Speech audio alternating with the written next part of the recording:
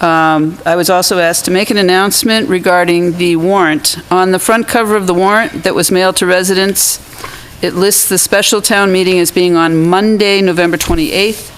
The actual day is Tuesday, November 28th, as listed on the warrant inside.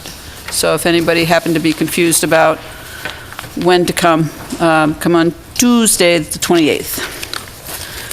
And there's, other than that, just a notice of the planning board holding a public hearing here on November the 27th, which is Monday. And that's to hear and discuss an application for a special permit related to the installation of a 34-square-foot freestanding sign at 1 Main Street. And all the materials are available for viewing at the planning office. With that, I do want to let people know that before we get into the public hearing portion of the meeting, we will have public comment before I close the public hearing. So if you don't have a chance to ask questions, there will be another chance before we close the public hearing. And once we close the public hearing, we'll be discussing our recommendations.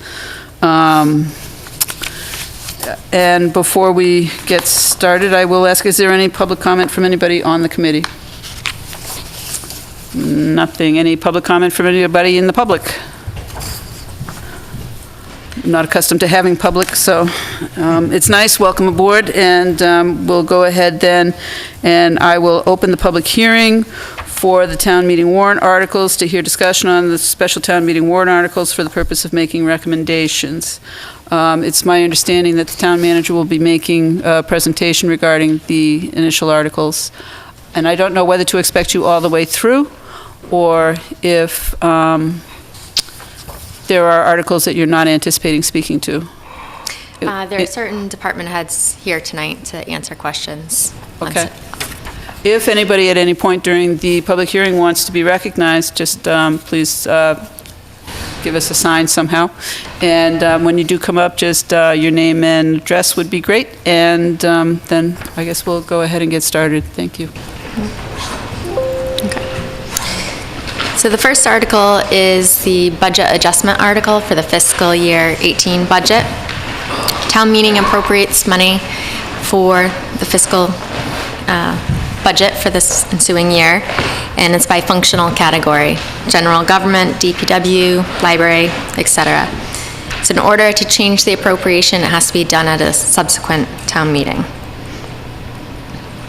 So the reason we're adjusting the budget for fiscal 18 is certain figures change from our original estimates, including state aid. So the state aid was approximately $94,000 more than our original estimate came in.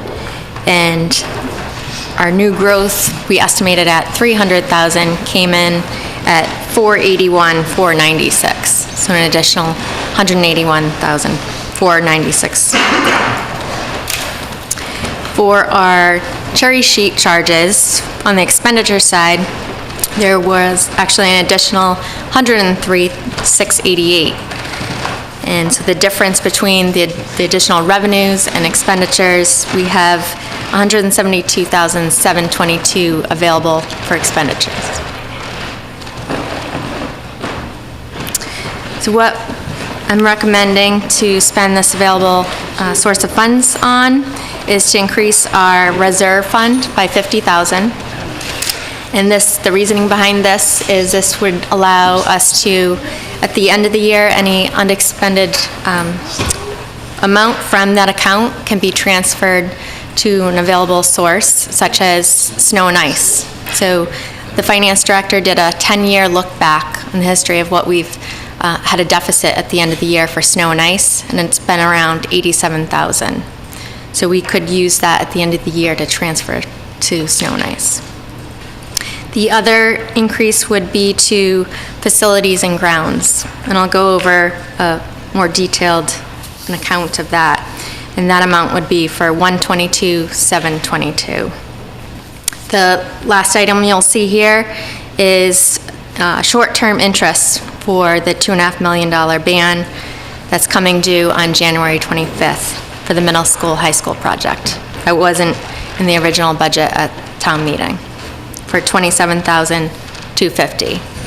And that is debt excludable, so it doesn't affect the tax levy. It's above and beyond the tax levy. So for a breakdown of the 122,722, the funding that we're looking to do is to finish the mold remediation project at Town Hall, which includes cleaning the HVAC ductwork, balancing the system, cleaning the records, boxing and moving the records from the attic to TC Passios, and sealing the Town Hall foundation. And the subtotal for that is $61,000. There needs to be gutter work done at the drain, for the drains at Ritter Building. There's been some flooding in the basement of that conference room, and that's approximately $2,000. And just recently, the heating system and a portion of the Eagle House needs to be repaired, and that's an additional $5,000. Our annual cleaning contract expired in June, and we found that going out to bid, it's going to be an additional approximate $15,000 to that cleaning cost. And a building condition assessment. We've been talking about looking at all the 5 buildings, the Ritter, Town Hall, Brooks, Old Primary, and Passios, and doing a building condition assessment of those buildings, identifying all the capital costs associated with what we need to maintain the integrity of that building, and it will give an estimated cost for those projects. And that's the total. Any questions first before I move on? Go ahead, Mark. With regard to the building condition assessment? Yeah. How far does that go in terms of looking at the buildings? Does it consider what possible future use there might be, or does it anticipate that we'll go forward with the plan to move into TC Passios and vacate the Ritter Building and the Town Hall? It looks at the current condition and what projects to maintain the integrity. So if we ask them, for example, if we decided weren't going to maintain the old primary, instead the goal was to demolish that building, we could ask them what would be the cost to demolish it versus this building. What are the costs to maintain the integrity of the building, the structure, the roof, the envelope, the foundation, the heating system?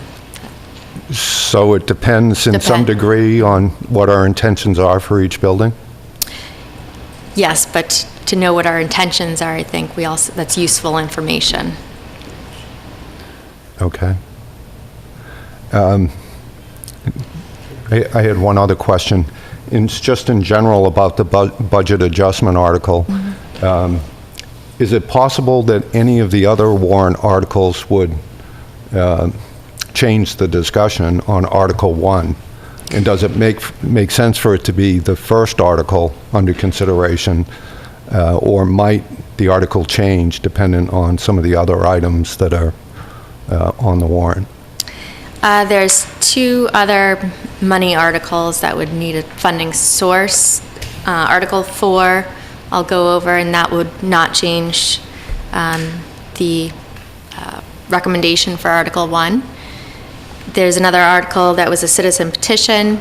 That article, if it were to have to come out of a funding source, I would not recommend it out of the available funds we have through the levy. Would be free cash, I would say, because that's a capital type article, and typically we fund capital articles out of free cash, at least a portion. Thank you. You're welcome. John? I had a question, Ms. Town Manager, regarding the 100, well, first, initially the $61,000 to the completion of the Town Hall mold remediation project. That is the completion that's done. It will not be a factor in subsequent budgets, as far as you know?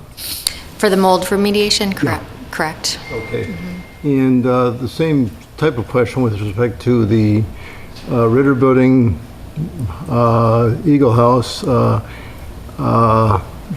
buildings, will they be, is that as much money as the Eagle House needs for the heating system and the Ritter building needs for the drainage system, or might that come up in a later town budget too?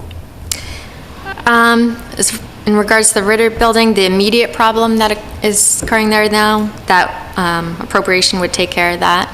Okay. As far as long-term, I can't tell you. I think the building condition assessment will be part of that scope. All right. The heating system, that is a number that we're still unsure of, so that number is an estimate at this point, so I can't tell you definitively on that number. Thank you. You're welcome. Anything, okay. Just to go back to the building, the $35,000 for that study. What's the scope again? It's going to tell the cost? Because I know that through building reuse, there's been a lot of look at the individual buildings in terms of what it could potentially be outfitted for. I guess what I'm looking for here is this going to give some cost assessments? Yes, it would give, for each project, it would give a construction or a cost estimate for the project. And the estimate would include things like anything from, if you want to use this as a warehouse, to if you want to use this as a school, to or is it just? No, it's whatever the current purpose is, I would say. Okay, so for a school that's been vacant for over 10 years, the current purpose would be, I mean, to me, that was kind of. The things they're looking at are, say, it's the roof. It's, if it needs to be replaced, regardless if it's a school or a town building, is going to be the same recommendation. It's met its life expectancy. It needs to be replaced for this, amount. Okay, come on up.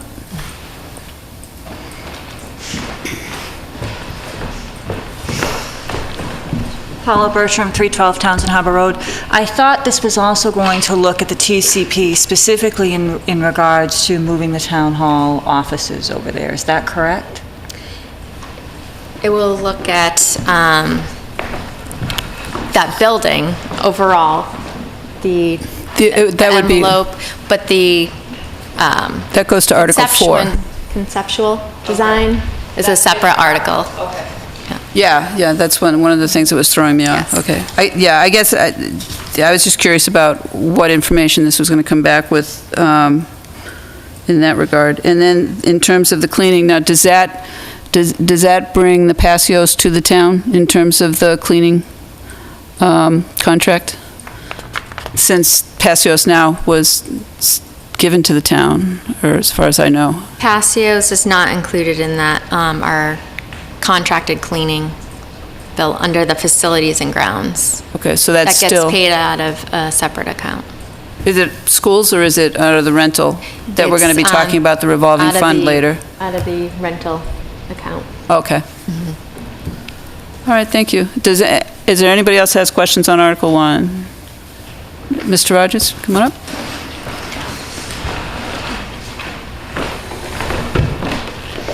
Dave Rogers, 82 Highland Street. This all adds up to about approximately $118,000. And if we didn't have this additional money, would we still be using these numbers, and where would the money be coming from?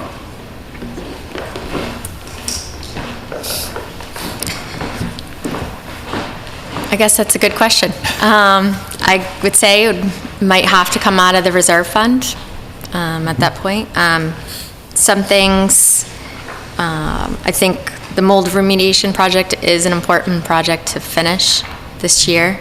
There are things, I guess, that you could put off until the next annual town meeting if you Well- weren't to fund it. Well, I think there's also, I think it raises the question of the importance of the fact that we've talked about establishing the stabilization fund for capital.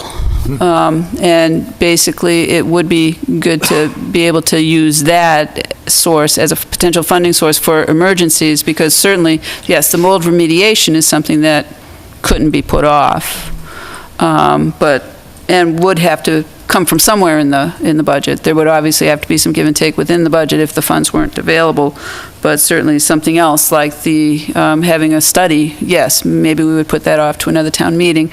But I think certainly it goes to the whole concern about not, the whole question of infrastructure and how do we really plan for what we can't plan for? Because I think that's come up a lot, and it's going to just continue to come up because the buildings are old. I think we're And trying they to- went through long periods of, not as much attention as they needed, so, yeah. And I think we're trying to do a better job of that in the future, the current capital planning process, including all our buildings and our land, and making sure we're maintaining them in the future. Right, and I think that's great, and I just from an historical perspective, the very first town meeting I went to was, after, I don't know how long I had lived here, but was voting on the renovations to the Ritter and to Town Hall, and the Ritter was approved in the morning, but we broke for lunch, and there weren't enough votes for the renovation of Town Hall in the afternoon. And so that's one of the reasons why we're in the state we're in. So it's nice to see that the building's getting painted, but there's a lot of other things that need to happen before. But anyway, that's just, historically, yes, I think it's really good, the move towards more attention on infrastructure, definitely. Any other questions on Article 1, and we'll move on to Article 2. Article 2, let's say we're pending ratification by the union and the town, but we hope that it will be finalized by town meeting. And if it's not, it'll be passed over? Correct. And if it is brought up at town meeting, this is something that's already been accounted for in the budget? Yes. Okay? Same with Article 3 for the Municipal Employees Union Collective Bargaining Agreement, where it's pending ratification by the town. Okay. Anybody with any questions on 2 or 3? Moving right along to Article 4. Article 4 is to fund a conceptual design to move the municipal offices over to TC Passios. So the firm, whomever's hired, would review the existing architectural conditions and provide a conceptual design and prepare a construction cost estimate. And I am recommending that we transfer the unexpended balance of $10,000 from Article 10 of the May 7th, 2016 annual town meeting that was voted to perform a market analysis of municipal buildings to pay for these costs. And do we think that will cover it? Yes, I do have one estimate so far. From a sequential standpoint, this will come after the monies that are slated to be expended on Article 1 for the, oops, lost the slide here, for the building assessment project? Yes. That we go first, then this would follow? It could. Yes, yes. I think, so for the building condition assessment, that should take about 60 days to Okay. complete. The process for the conceptual design will take longer than that. Okay. Thanks. I guess then the next question is, and then what? Because I don't know if they come back with, okay, you need to do $2 million worth of renovations to bring it up to suitable for town offices. I think that will be part of the ongoing discussion the selectmen have been having at meetings about our facilities and the future plan for our town buildings. And if it is decided that would like to pursue moving offices there, given the estimates, then we would come back to town meeting for additional funding. Okay. And this will be different than the conceptual design. Was it a conceptual design that the architects did for the Building Reuse Committee in terms of? No, it was a space needs analysis and a general approach to repurposing that building. Okay, But it was a very general study, not a okay. Okay, then not a conceptual design. that answers my questions. Anyone, questions on Article 4? Mr. Rogers, yes.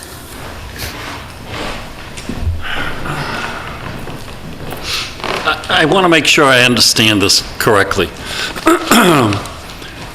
The proposal is to spend $10,000 total, right? For this portion. Okay. And we expect to get from that an architectural rendering of conceptual where the office will be and that kind of thing. And then a takeoff on the construction cost estimate for the entire space. Initial numbers, yep, given that space. And that means they'll be doing takeoffs for electrical, HVAC, new roof, removal of the VAT, vinyl asbestos tile, the petitioning, and all of that. So it will be a planning construction estimate. It's given your conceptual design and that space, they're going to look at similar type projects, industry standards, budget numbers. So it won't be, the next stage, if proceeding to the next stage, is to do full specifications, what types of materials are used, how the building construction. That's a big difference. That's a big difference. Big difference. And that would be a more detailed cost estimate with electrical, very detailed line items. Okay, so you're not going to be placing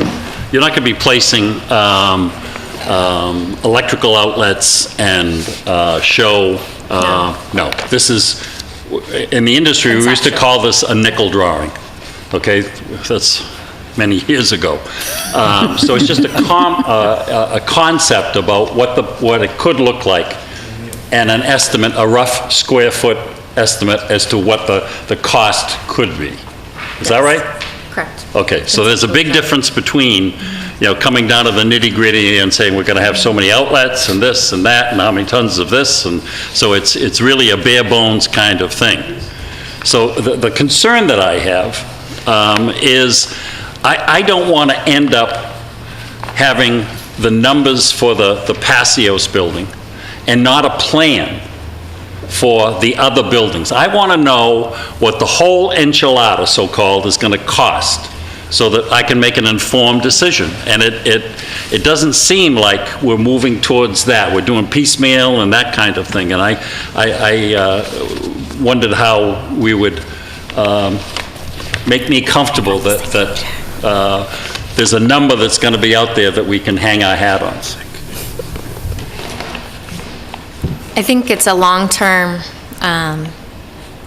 goal is to have that happen. I mean, the building condition assessment will be one piece of that. It will identify the capital projects for each of the buildings, and then decisions will need to be made. It will prioritize those projects based on what's of immediate concern to, if you need to replace a roof right away, or, the whole building is going to collapse.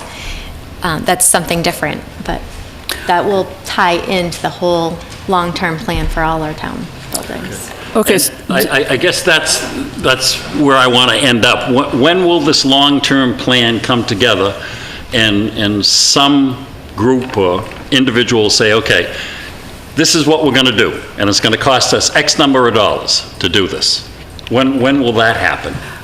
I think historically, I think we've been along the path, and I think that what this sounds like it will do will give us a group of people the capacity to say, all right, in order to turn this into a functional building, you guys have to commit to spending this much money.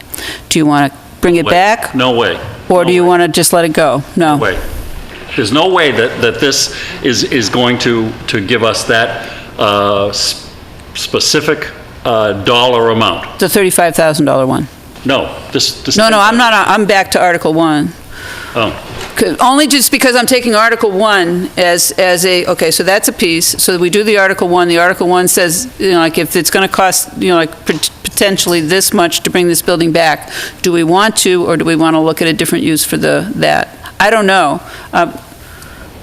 We'll bring a selectman up, maybe. So as was at Robert E. Bristol, 94 Main Street, was discussed at the Selectmen meeting on Tuesday, is that this is a process and we need to have various tools. So the first thing is, what's going on with all the buildings? That's the $35,000 study. Could we actually fit town offices into the patios? That's the $10,000 study. We're going to start doing public outreach with charrettes, inviting people in to say, what do we want to do with the buildings? And then we're going to come back probably at the May town meeting and say, here's a possible plan for what we can do for all our buildings.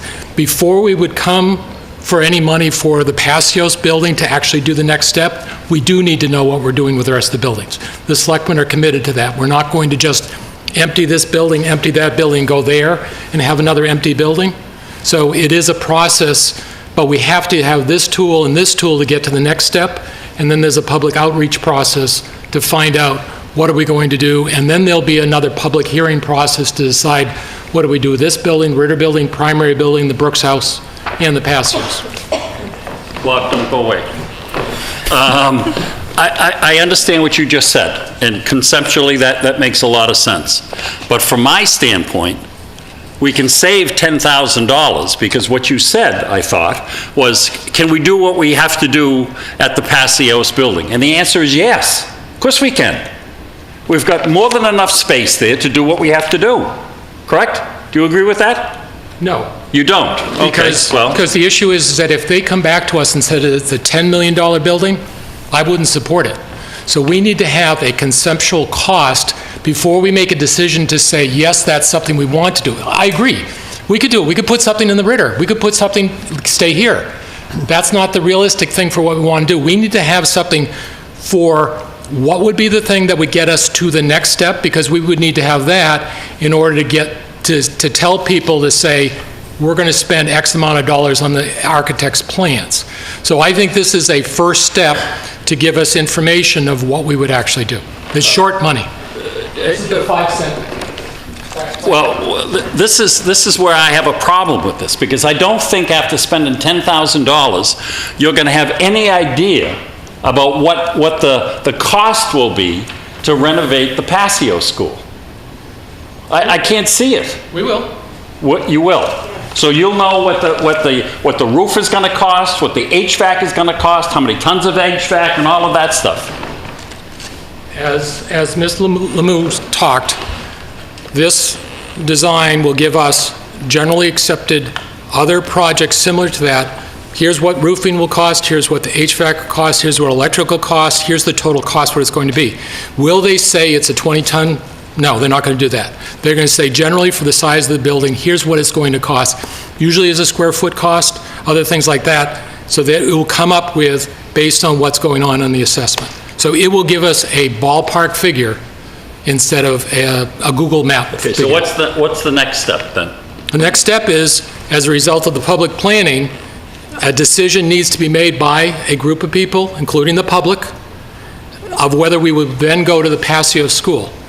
At the same time, we're going to have a separate parallel track for what is going on with the other buildings.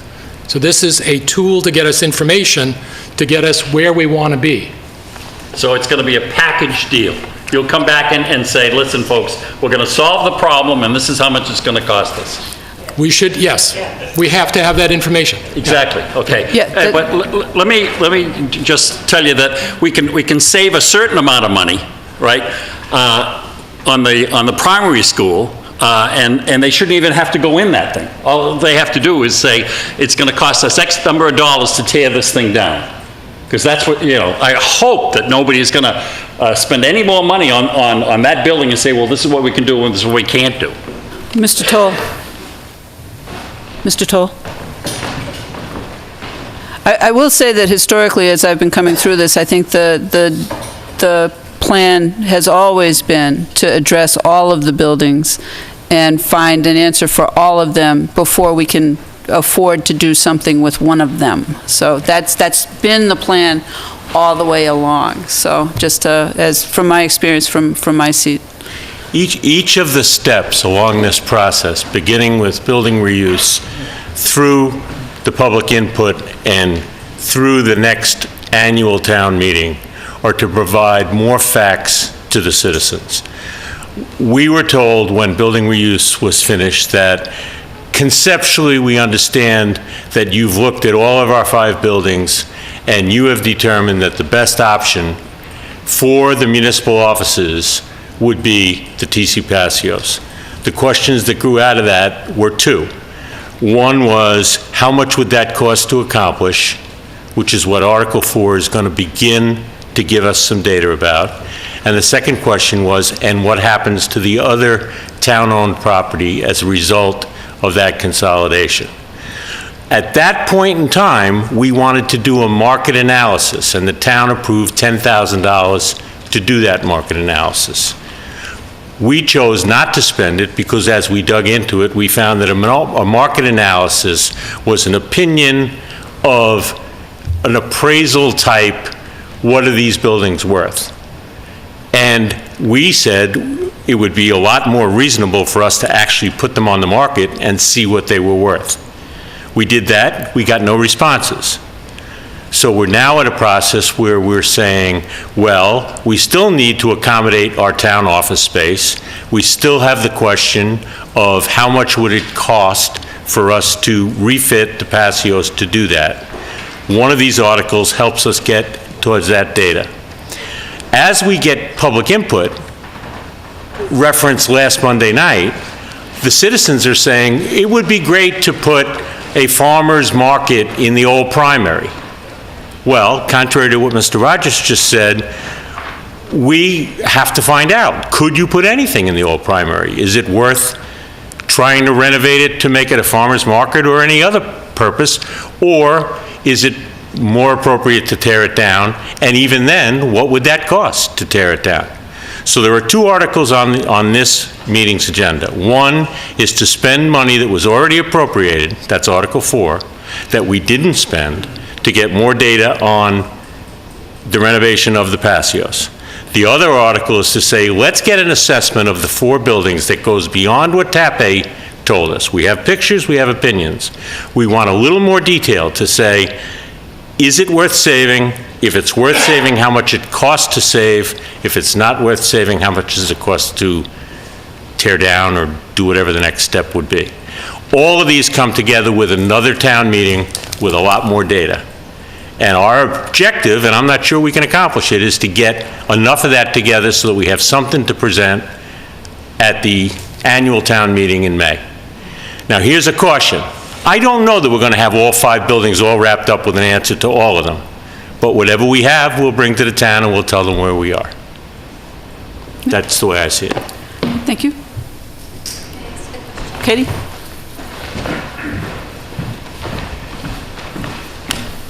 Hi, Katie Adams from Williams Drive, and I have a question about this study, and, you know, I think maybe some of it goes to what Dave is asking, but I've read the Lunenburg Municipal Building Reuse Study and Existing Conditions Analysis from 2015 about 15 times, and a lot of this conceptual data is in there, including a section that goes into conceptual construction costs, and I feel like these Article 1 and Article 4 are still talking about a lot of conceptual information, and it's not bringing us to that really concrete information. And so a lot of this information about these buildings, pictures, there's costs associated with a variety of options. It's here, and it's only 2 years old, maybe 2.5 years old. I don't know what this costs. I'd be curious if anybody remembers, because I feel like we've captured a lot of this data, and we're at the point where we need to make decisions, and decision-making is free, and then you fund the project. There just has to be a path picked, and it doesn't cost anything to pick a path. So that's just my question, is how does this play into it, and why aren't we discussing all the information that this provided us? Mark? Well, my reaction to that is that study had a different context to it. And that context was repurposing buildings for accommodating town offices. What's the best way to consolidate one or more buildings in a fashion that would meet a specific need? The recommendation was TC Passios. So now, given a different context, we can use some of that information that's in that report, but I think you have to look at it from a different perspective. What is the Ritter building going to be used for? What is the primary school building going to be used for? It's not going to be used for town offices. So there's a different context behind the conceptual work that needs to be done, in my view. Paula?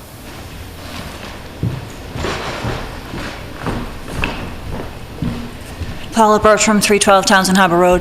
The TAPAEA study was a space needs study. It looked at the overall buildings and the space needs of the town. It did not look at the structural integrity of the buildings. It did a very general overview and a very general conceptual idea of the existing space, but it didn't look at the structural foundations. It didn't look at the details on the roof. It didn't look at the real building envelopes, and that's what this study is to do. It's because before we can make a decision on what we're going to do for the buildings, we have to know what it's going to cost for us to bring it to a point where we can reuse it.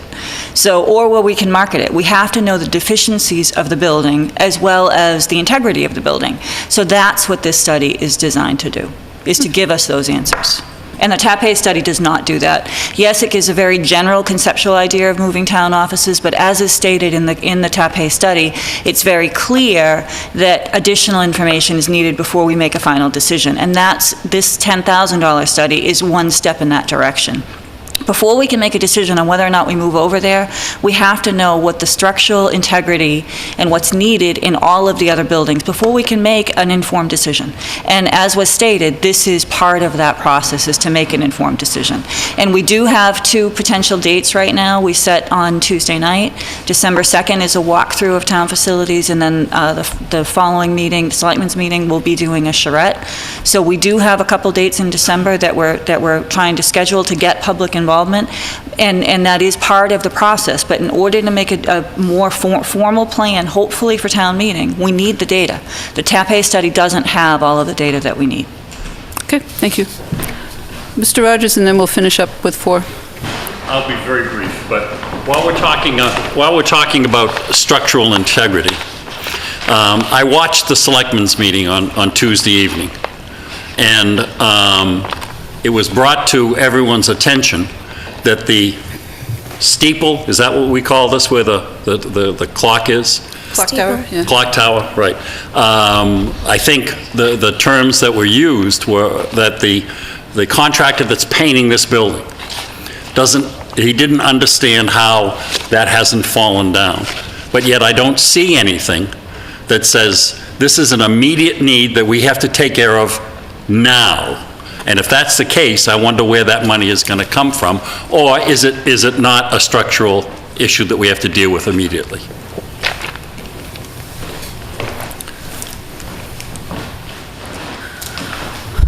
Okay. Not having an answer, I don't have an answer. I don't know if anybody does have an answer to that. But I'm hoping that the answer is it's not immediate need, or they wouldn't make me meet here tonight. No. Jack Roddickens, 178 Arbor Street. I made some of those comments. Having looked at the woodwork from the outside in, the entirety, I just want to take the opportunity again to let you know that there was a group, and I think, in fact, Dave met me on Main Street and said, are you going to put this in the capital plan, or do we have to bring a petition forward to do it? The painting. And I brought it to the capital planning committee with an asterisk on it, saying that this was, there was a groundswell of people that wanted it to be painted, but I've always qualified it by saying that you can't put a shine on a sneaker. This is a paint job, a caulking job. This is replacing some of the woodwork. I don't know if you heard me on Tuesday, but many of the clapboards are rotten. We've taken those off. The sheathing behind it is wet and will continue to be wet. And if we're going to look at things that need to be done on this building, then we have to start with an engineering study that was done some years ago that starts with the foundation, which is typically what you do with any building, and work up. So be clear, please, that this paint job is just that, a paint job, and it will look fine for 5 years or so. And then the moisture, because it has nowhere to go and there's no insulation, will start to pop. But one thing I would like to say, I think there's some confusion, and maybe I can make it less confusing. Perhaps I'll fail at that. But the $35,000 study of each of these buildings does not look at a building and say, perhaps we can use it for that, perhaps we can use it for that. This was triggered a couple years ago by the Capital Planning Committee, who asked me, as the caretaker of the buildings, to come up with a plan. I keep coming, they say, you keep coming with, well, we need this Band-Aid, we need that Band-Aid, we need that Band-Aid. And I was going to come to the committee this year with this survey. What it does, it looks at each building that we choose. And as many have said, and everyone understands, the primary school will just be a windshield job. That's coming down. Let's face it, let's call a spade a spade. So we're not going to spend any money on a survey of the old primary school. But we will go to, say, for instance, the Ritter. We'll establish the purchased date of the HVAC, for instance, the condition of the HVAC, the lifespan of the HVAC, and what it may cost to replace the HVAC system on such and such a day where it's projected to fail. And that's for many of the interior and exterior components of the building. It's not, if we use it for this, what are we going to need? When you buy a home, you have a home survey. People check the floor, people check the roof, the gutters, the furnace. This is what we're trying to do with this $35,000. We can do it à la carte. We're going to do either this building or this building. This will be the choice of the administration or the choice of the people. But no matter what happens with the buildings, no matter what happens with any particular building, you have to know the condition of it. Right. And that's if for those that don't understand, and maybe by now all of you do, that's the $35,000. Right, that part makes sense. I guess that this goes to the question of, but do we assume in the next 5 years that the clock tower is going to fall down? Well, I left my crystal ball at home. Okay. Then No, there's a steel frame superstructure up there, and that the woodwork is in terrible condition. Right. Is it an immediate failure? You know, we have somebody working, it's a wonder what's keeping that up. I don't know if I'd, put my house on that bet, but it's in bad shape. It is bad shape. And if it was brought to my attention that it's going to fall, then we'd be doing something on that. It's in bad shape. Anybody who thinks it's in good shape is kidding themselves. Right. Okay. Thank you. Okay. If I can just end saying, I think these are necessary steps in a planning process. I think we're in the situation we're in for partially that reason. No action has been taken, but these are steps that need to be taken to get that information to make the right choices. Okay. All right, thank you. Article 5. Okay. This is a citizen petition article requesting $25,000 to supplement the $12,000 fiscal 2018 capital plan for playground improvements at Wallace Park. And I see the citizen petitioner is here, so I Okay. want to ask him to answer any questions on this article. Okay, so do we have somebody that's going to speak to Article 5?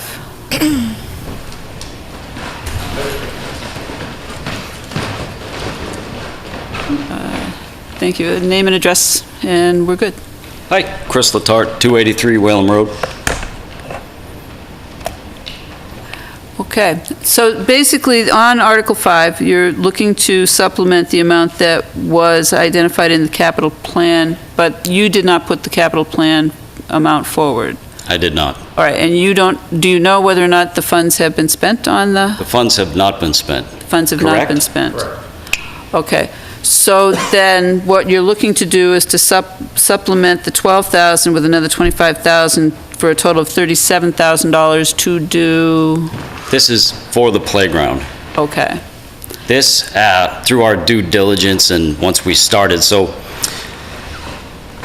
late November, early December last year, they pulled the playground out, just completely out. So that started our conversation with Jack and with the town. And just doing all the research on playground equipment, it's a lot more expensive than we thought. Blew me out of the water when I got the numbers. So that extra 25 plus the 12 won't even pay for what we're looking at for the space. So we're working with the Lions Club, and we're out there knocking on doors looking for private donors also. So this 25 wouldn't be a done deal. 25 plus 12 most likely wouldn't do the whole thing kit and caboodle, you know? So we're looking for the 25 to supplement the 12, plus we'll be working on getting more so that hopefully we can just make the order and put a playground in where we much need a playground sometime in spring or early summer. All right, so at this point then, the $37,000 that you're looking for is related to materials and labor? This most likely would be completely ordering the playground equipment. So I had so the site specifics, there's a woman named Cindy Mack, so what's his name? John Londa gave me the name. This is the company Miracle Playground Equipment that put in the other 3 at the schools. So we already have a rapport with her. She was really great. She came right out the next day after I called her. And I just called her the other day, and she gave me a 2017 quote for if we were to replace what was ripped out a year ago. And that quote comes in at $30,000, 29 and change, plus you have to supply your own concrete and pavers and a truckload of volunteers, and you have to feed everyone lunch. So the 12 basically would pay for the child-safe wood chips on the ground. Okay. Questions? The Wallace Park Playground, I, out of curiosity, drove down to Wallace Park today. Yeah. Just to relook at it. And what I saw was 2 basketball courts on tarmac. Yeah. Surrounded by a very aging fence, little careworn. Yep. So could you describe the park as you envision it? So the plan is, so that strip of land is 2 acres. Yep. So when you saw the basketball court, Oh, go ahead. oh, no, you're right. So where you saw the basketball court, behind that, where we just a month ago cleaned it up and dug the sand up almost all the way down to dirt, because that'll be required for if we do order equipment, that is going to be a pretty decent little playground. You want to grab that, Mel? Thank you.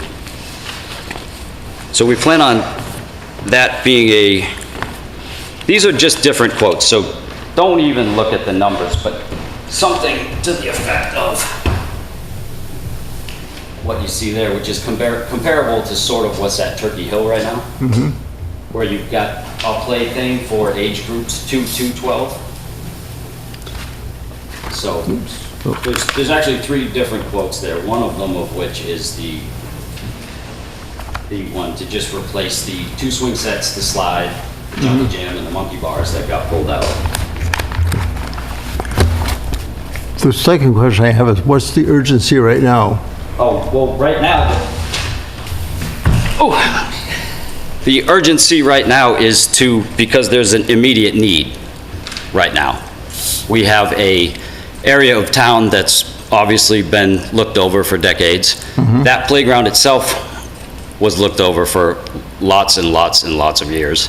And I had the town clerk run a census analysis in the area within walking distance. Some of the outskirts of the area would be like jump in a car and drive there half a mile. But there's 320 kids, 12 and under, in that area. We're in the most congested area of town. Yeah. And they have no amenities. These kids don't have anything to play on anywhere in that area. Got it. But if we postpone till, say, next year, we could do this through the structured capital plan process.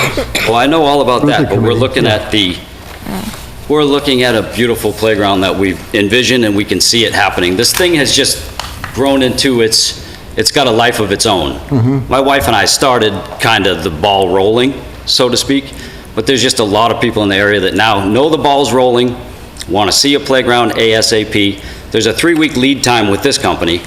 We could have it as soon as the snow melts.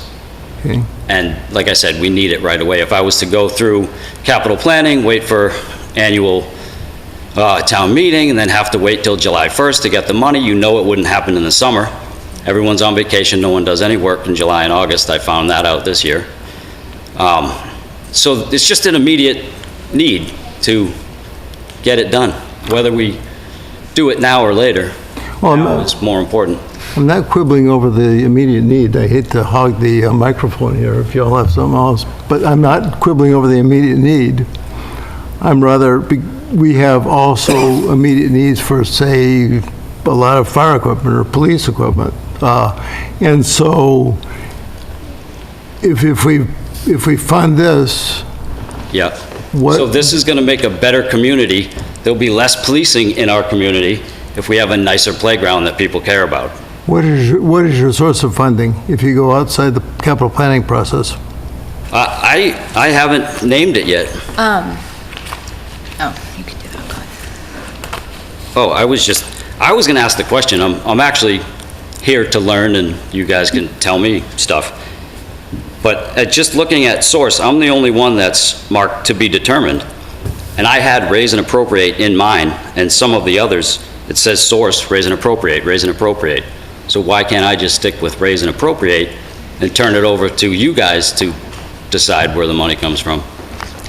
Well, that takes a town meeting action, but as things stand, that would mean finding the funds from a fairly fixed set of fixed resources, so we would be moving it from something else to pay for the Wallace Park Playground remediation.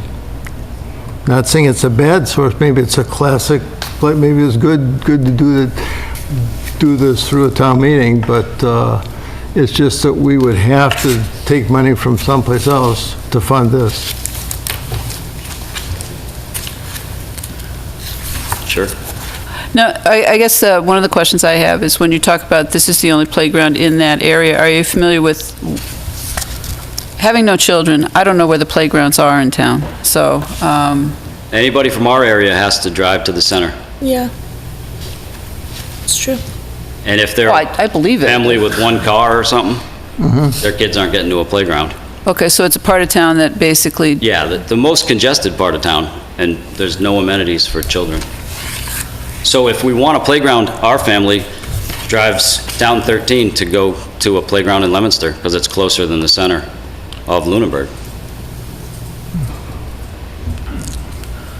And so the park itself, as Mr. Henshaw, Mr. Henshaw. So the picture I showed you would be the playground, and then the immediate need now is to get equipment in the playground. But there's another acre of land that's wooded behind there that eventually, maybe we go in phases now. Maybe we get the playground in there and done, and then we move into the woods. We started cleaning them, and I want to you could get almost a quarter-mile track in the woods there, and it would be really beautiful. So we have a whole plan for the whole enchilada, as my friend Dave says.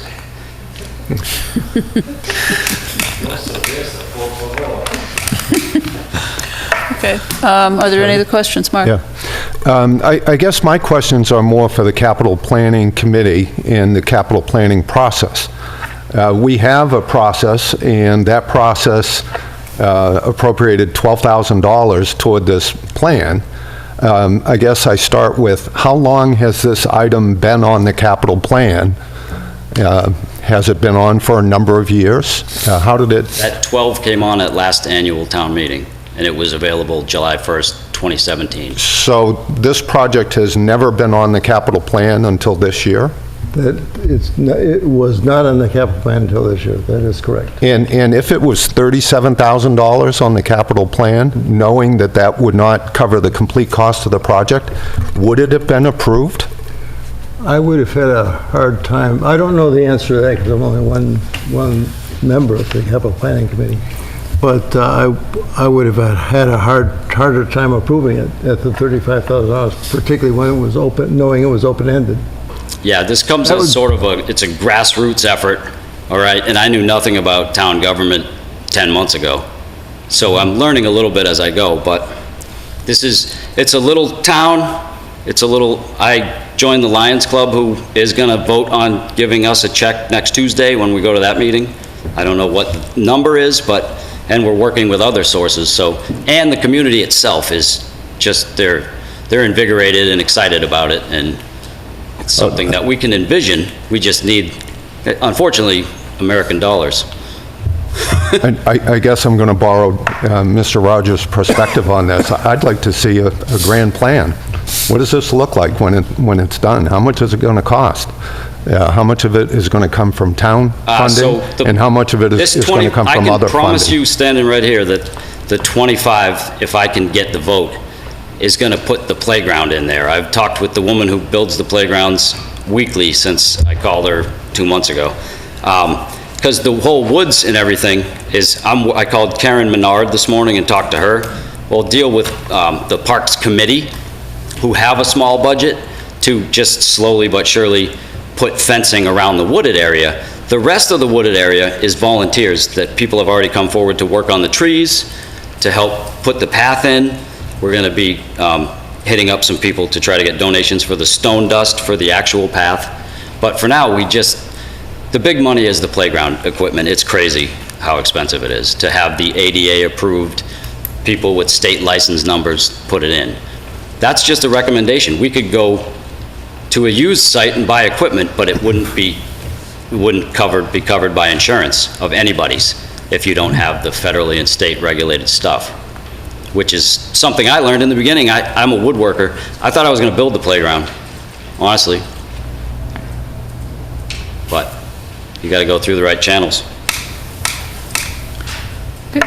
Any other questions? Isn't there, who's a developer that's building the apartment buildings over there? Gary Lorden. Has anyone approached him about making donation nice guy. to this? What? Has anyone approached him about making a donation to this? I have not.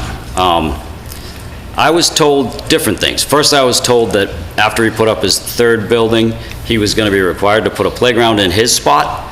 But Yeah. then I was told that was just a recommendation. No one told him to do that. So I don't really have that information. So there's also that. Right across from my house, they're putting in a 120 unit of apartments. And more kids. That is 2 blocks from this playground.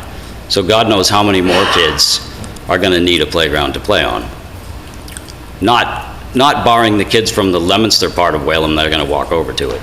I know, we're Lunenburg, they're Leominster, but there's probably 400 more kids on that side that are within the same distance. Okay. Well, it's an interesting project. Thank you. It was great that you folks came forward with the citizen petition.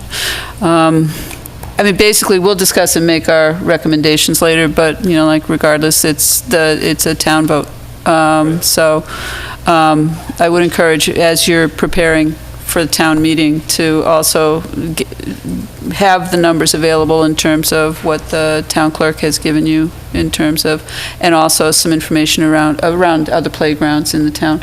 Because again, those would be questions that I would have coming up. I did have, which I got all sideways here with my paperwork, but I had,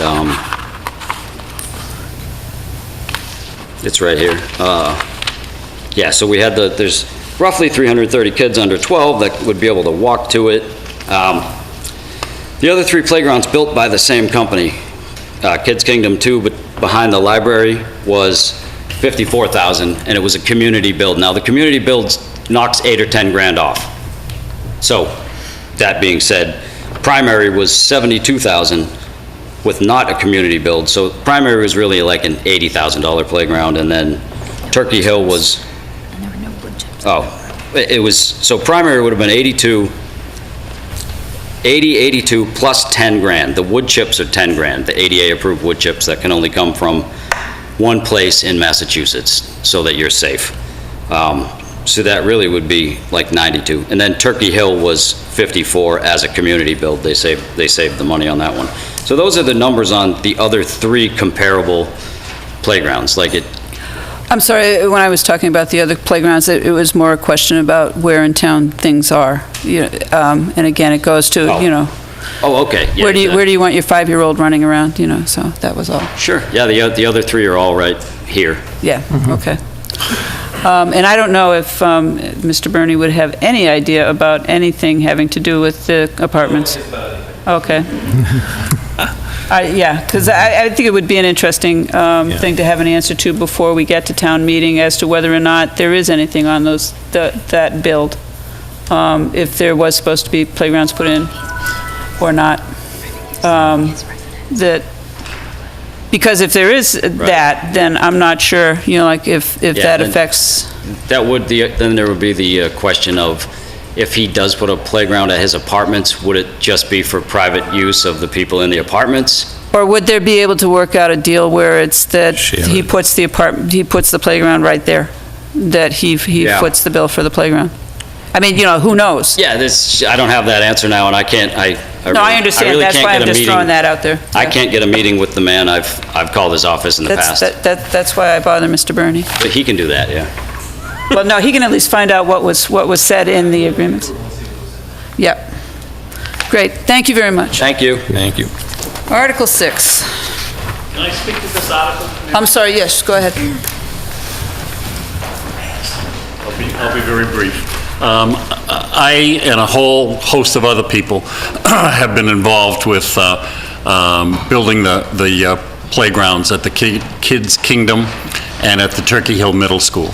And I understand what you're up against. Let me just put it to you this way.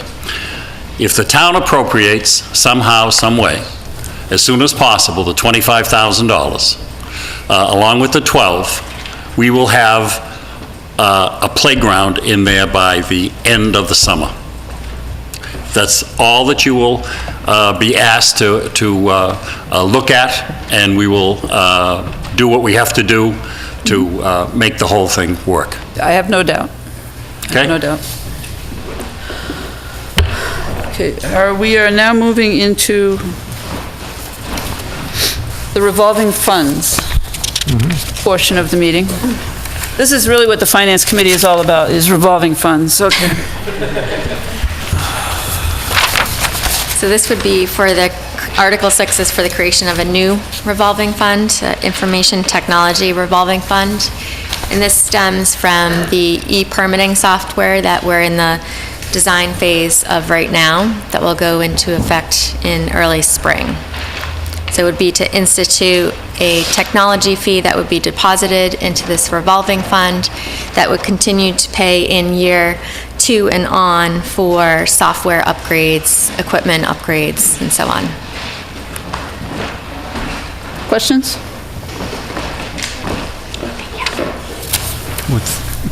Do we have a sense of how much revenue would come into this fund and how much expenditures would happen on an annual basis?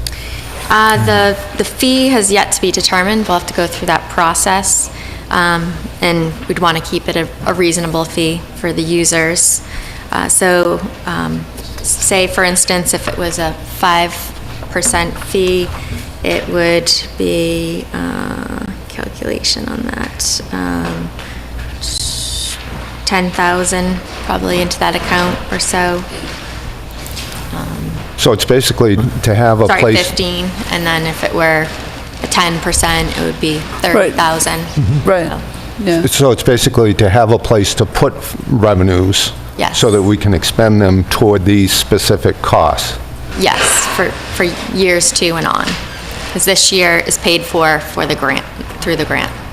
Right, and then basically where it says that you received the grant to purchase permitting software, really what you, is that a license that has to be renewed annually? Yes. So it's not a purchase as much as it's a licensing of the software? Yes. Right, and your anticipation is that you'll use the revolving fund to pay for the... Continue paying for that. Okay. Yeah, usually it's an annual maintenance fee Right, on right. top of the license. Yes. What's the cost to the end user? People pulling the permit? It would be a percentage, so it would be based on, say, whatever your license or permit costs. If it were a $100 permit, it'd be a percentage on top of that permit. So do we know what it's going to cost to keep this maintained, to keep operating it? The annual cost, $30,000 is the annual cost for, around $30,000 for year 2. And how is this benefiting the town or the taxpayer? I'm sorry, what? How is this going to benefit the town or the taxpayer that's paying for it? On multiple levels, from internal users, for the people, the departments that will be utilizing the software.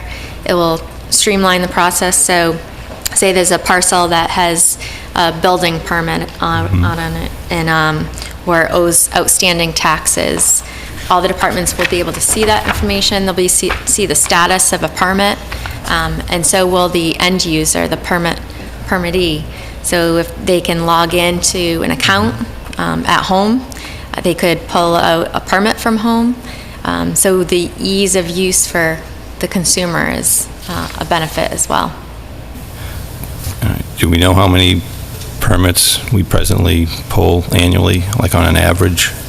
I believe it's around 3,000? 4? Okay.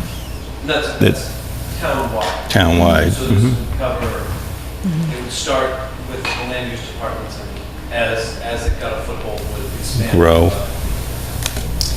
Okay. So do we think the cost, this $30,000 cost to maintain is going to, annually is going to stay around $30,000, or is that expected to grow? I think it will maintain around that amount, yes. Okay. I think the other thing is that by having done this through a grant, we should be able to get a sense of how much revenue is actually coming in as we approach the budget season. So if we have to have it charged from the budget, it's going to be charged from the budget anyway. It's just basically the revolving fund is just Yes. I asked Karen actually to run that number. We've taken about $300,000 in permit and license fees okay. total. So. Okay. This was, just to mention this was on a capital plan request, and we got a grant for it, so that was Right. one positive as well. Right. It offered capital plan and not of the taxpayer. Yeah, no, I never have a problem opening a pocket somewhere to put money in to take out. I don't. Article 7, acceptance of Mass General Law, Chapter 40, Section 3. And that's also, that's also related to a revolving fund? Yes, and I'll let the finance director explain the next 2 articles.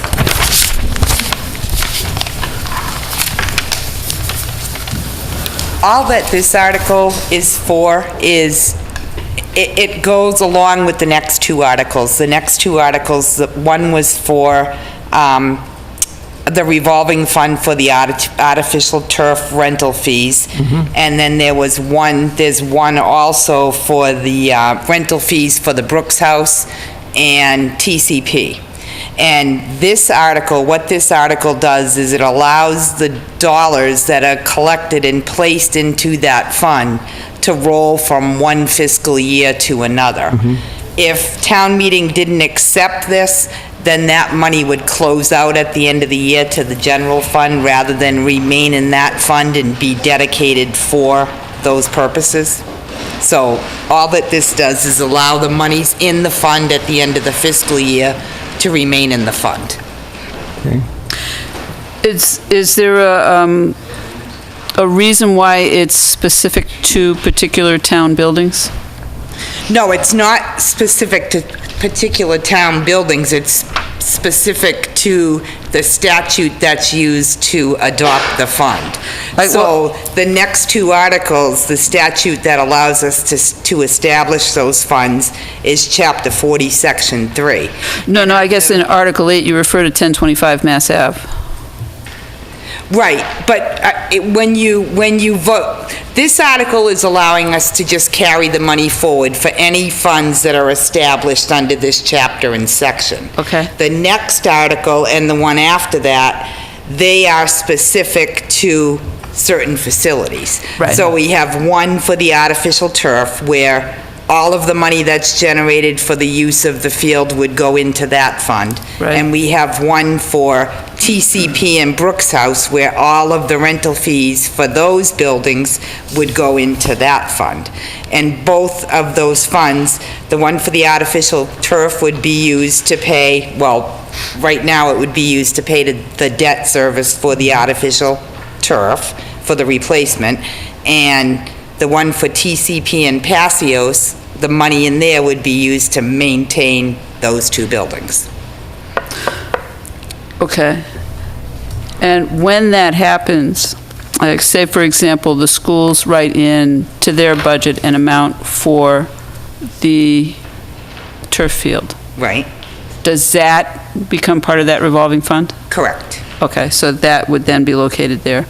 And then, is there a reason, I guess the question would come, if there was the rental or lease of any other town building, would the intention be to come back and have another article to identify a revolving account specific to that building, or is there a reason why the municipal buildings can't be all in one? Well, no, under the statutes, they should be separated, Okay, especially if you want to, if you just wanted to take them in as a general fund receipt, you could do that too. But establishing these funds allows you to set aside those monies for that particular purpose, for that facility. Okay. Any other questions? Yeah, a couple, actually, just to follow up on that. I assume then that the Article 12, which talks about lease agreement with the telecommunications company for space at the town hall, would not be would not be tied to this revolving fund structure. Is That's that correct? Okay. That is totally separate, yeah. Okay. Where is that money, does that money go into general funds then? The money for the cell tower on the town hall goes into the general fund, yes. Okay. And the money for the cell tower that they're putting in down at the field is also a general fund receipt. The next Because question. that's not rental of a facility per se. Oh, it's, okay.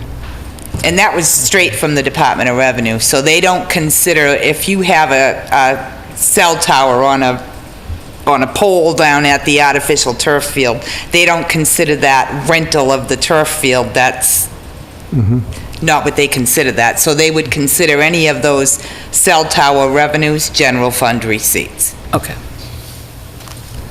We will revisit the turf field in a couple articles, right? So you can have a question then?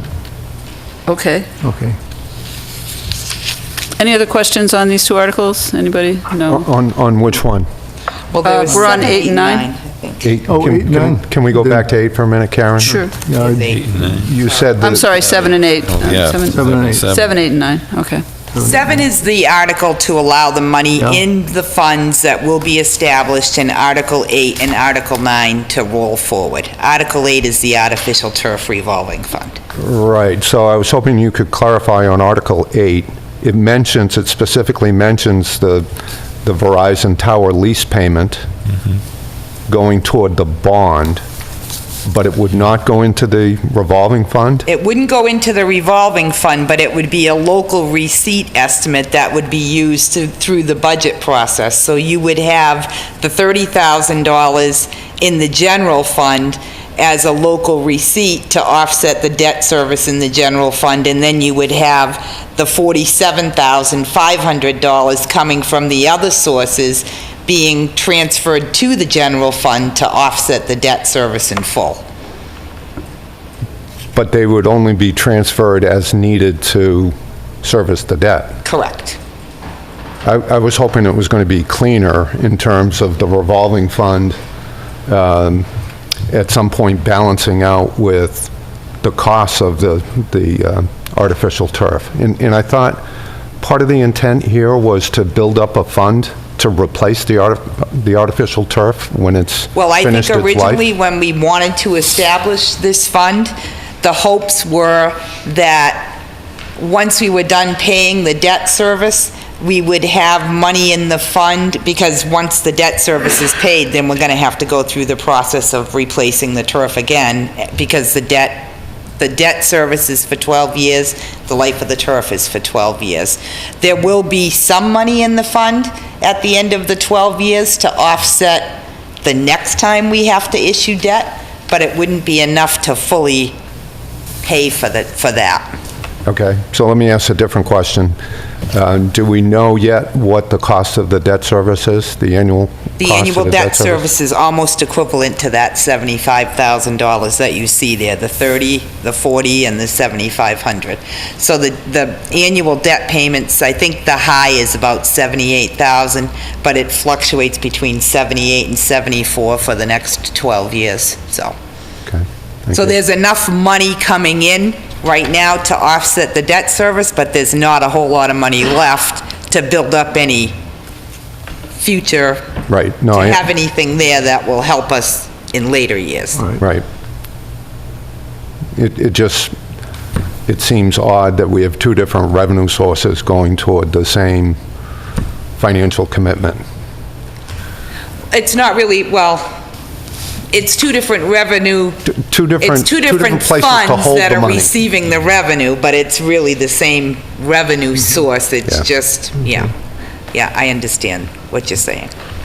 And, Mark, you done? Yes. Wonderful. On Article 8 still, I just want to clarify, earlier in the discussion, I thought I heard that some of the monies generated would go to the repair and general routine maintenance of the turf field. That is incorrect?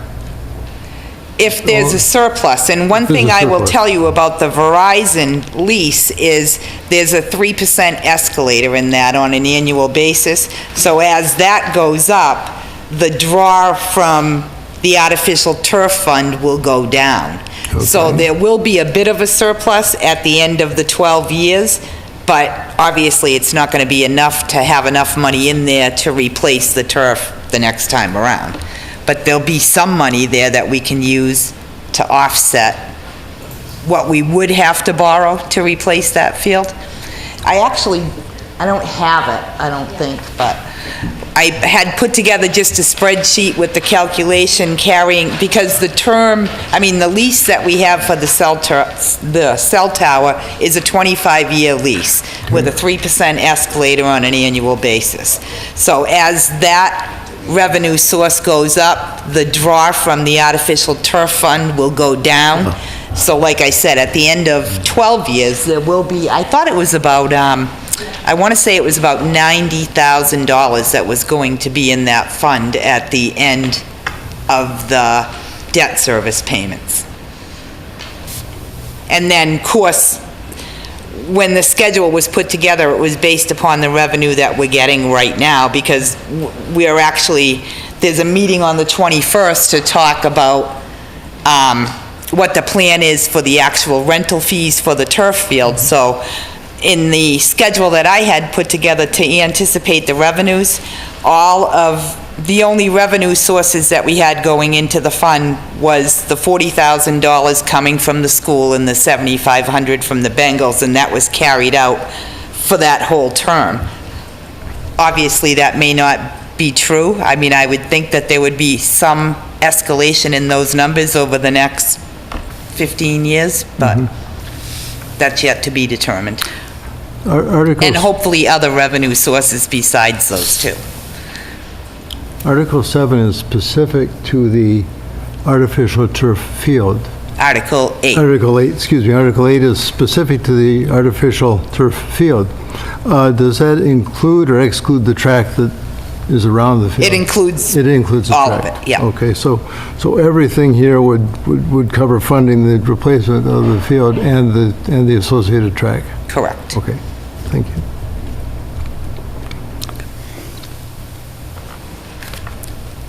And we still don't know who sets the rates? Excuse me? Do we know who sets the rates When you talk about, you're assuming there's going to be an escalator for some of the people who are renting the field? For the cell tower, that's a contract. Not the cell tower, so for that's people using the different, but field. No, I mean, that hasn't been determined. Okay, all right, thank you.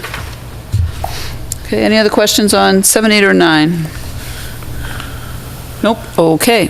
Then we're on to 10. See if the town will vote to accept a deed in lieu of foreclosure to a property known as and numbered 842 Chase Road.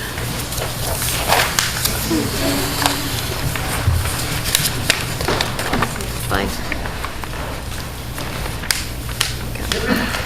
Can you take it over now?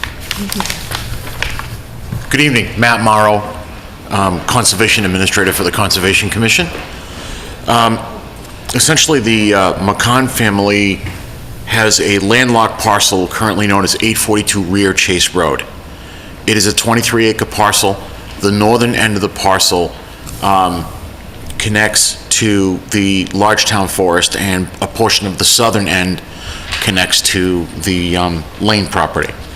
It would be an excellent continuation of our open space. It is also a marked Blandings turtle habitat, so it is a rare species habitat. Its development potential is limited from both being a rare species habitat and a landlocked parcel. That's my Reader's Digest version of it. All right, and then the financial impact of taking the land would be? There's $3,800 in back taxes that are owed. This particular article looks to forgive that, essentially.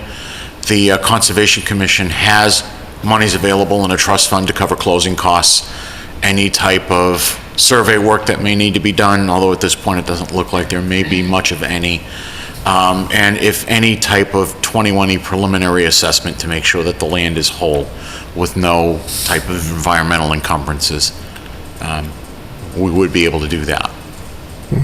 Okay, any questions? Mark? Well, just to be clear then, we're essentially getting 23 acres of conservation land for the cost of closing on the transaction. Basically, yes. Sounds like a pretty good deal to me. Yeah, it does. Yeah. Yep. Okay. Great, thank Any you. other questions? No other questions? Okay, thank you. Article 11, to see if the town will vote to place a moratorium of no less than 10 years on the sale of the land and/or buildings situated thereon known as the Ritter and others, okay, et al. Okay. And the citizen petitioner is here tonight, so I would ask Katie to come up.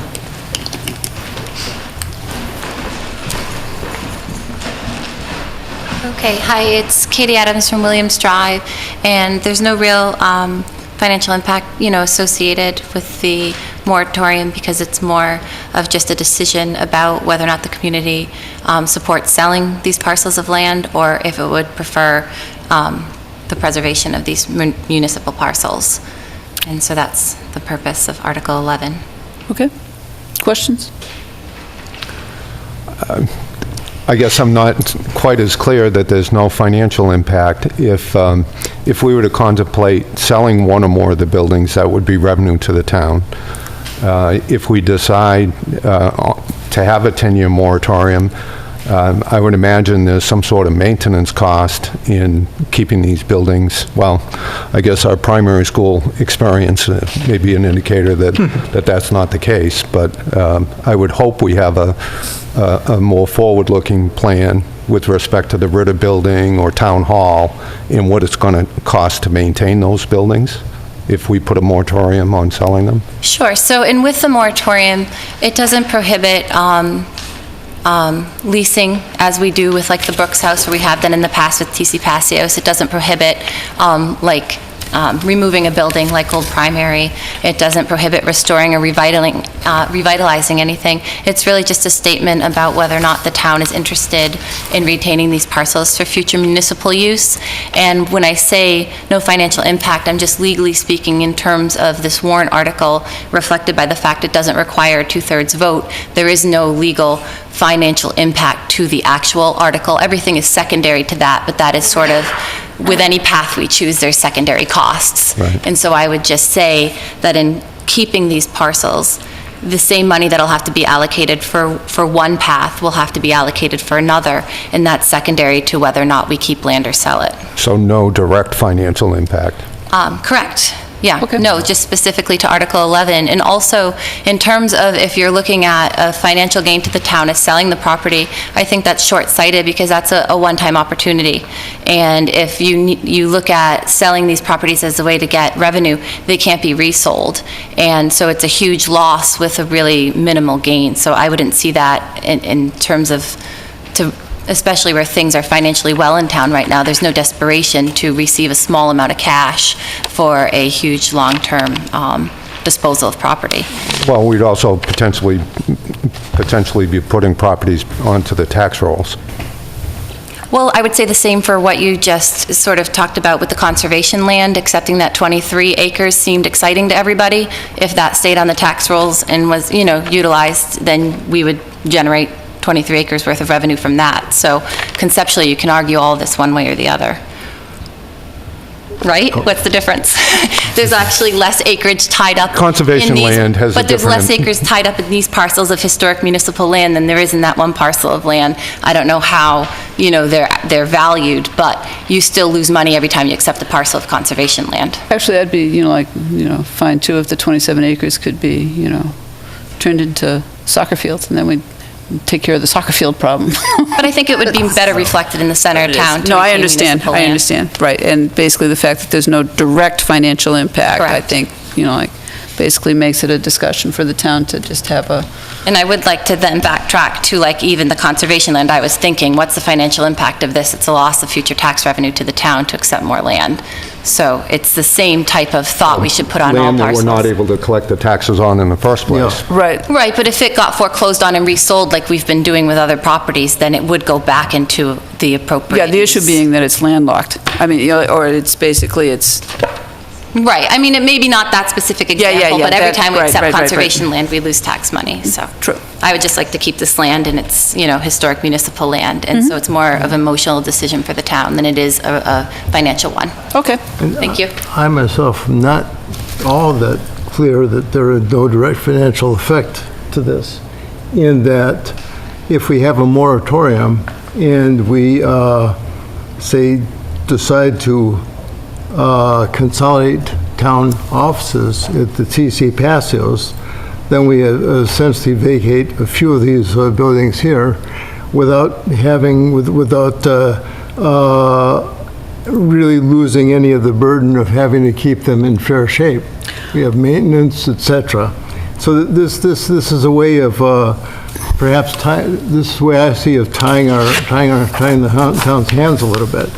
Except for, Yes. I guess my question would go to whether or not this moratorium could be voted down Well, of in a course it following could be, town but meeting. the- No, not at this, so say we vote for a moratorium at this town meeting, and then we come up with a plan, and come to another town meeting and say, okay, we'd like to cancel the moratorium.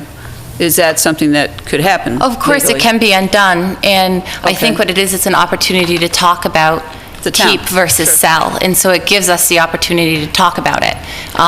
Article 11 creates the opportunity to talk about keep versus sell, and also I think there's been a lot of momentum in talking about a large amount of the community that's not interested in moving town offices to the TC Passios building and utilizing the land in the center and preserving a municipal presence in the center. So there's a lot more behind this than just arbitrarily protecting this land, Yeah. but talking about a community path and utilizing town center and creating a municipal a municipal campus in town center.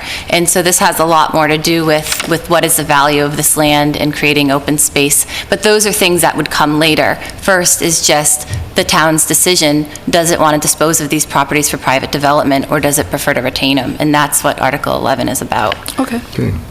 Thank you. Any other questions? Mr. Eversole? Robert Ebersol, 94 Main Street. Right now, we would have to go to town meeting to sell the Ritter Building, the Brooks House, and the Town Hall, because we don't have the authority to do that now. So a moratorium is actually not needed for that.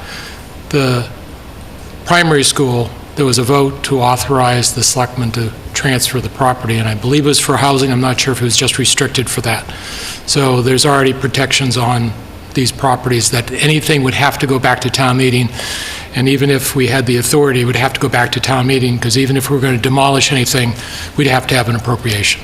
Good, thank you. Article 12, to see if the town will vote to authorize the Board of Selectmen to enter into a lease agreement with a telecommunications company for the lease of space at Town Hall.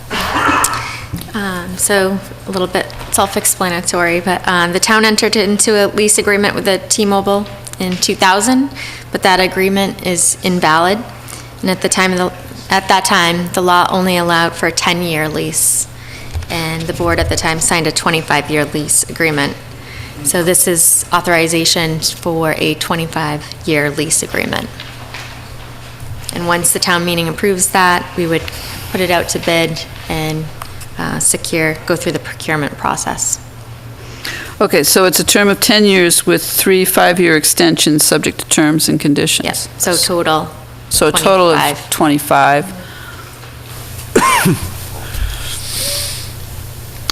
What happens with the current agreement that has been invalidated?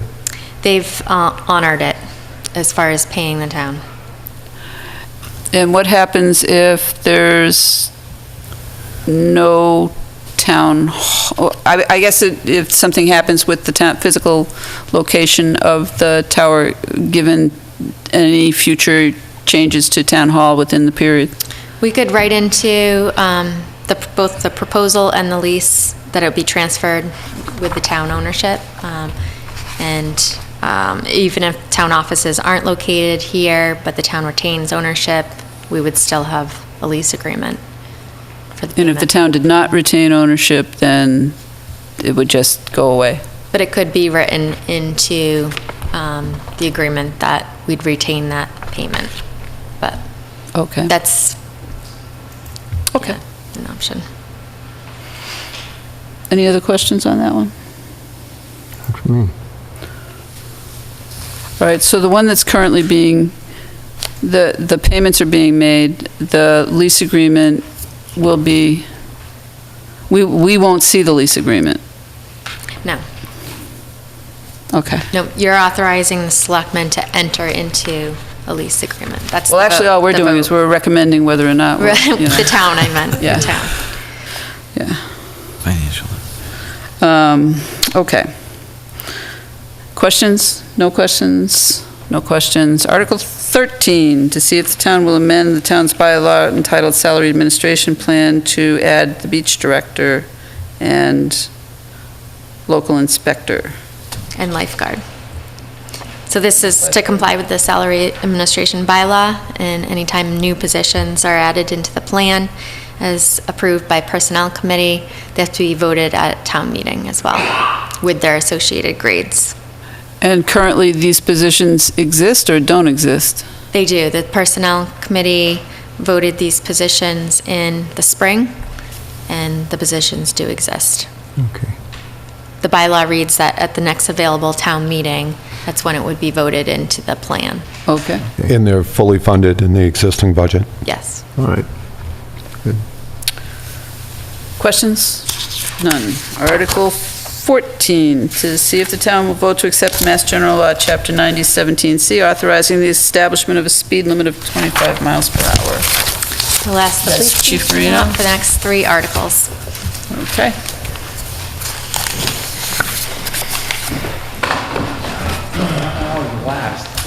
I'm sorry.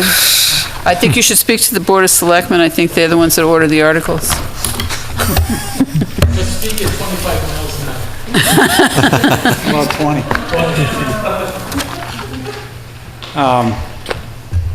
20. We sort of reorganized the traffic rules and regulations. During that process, the state, the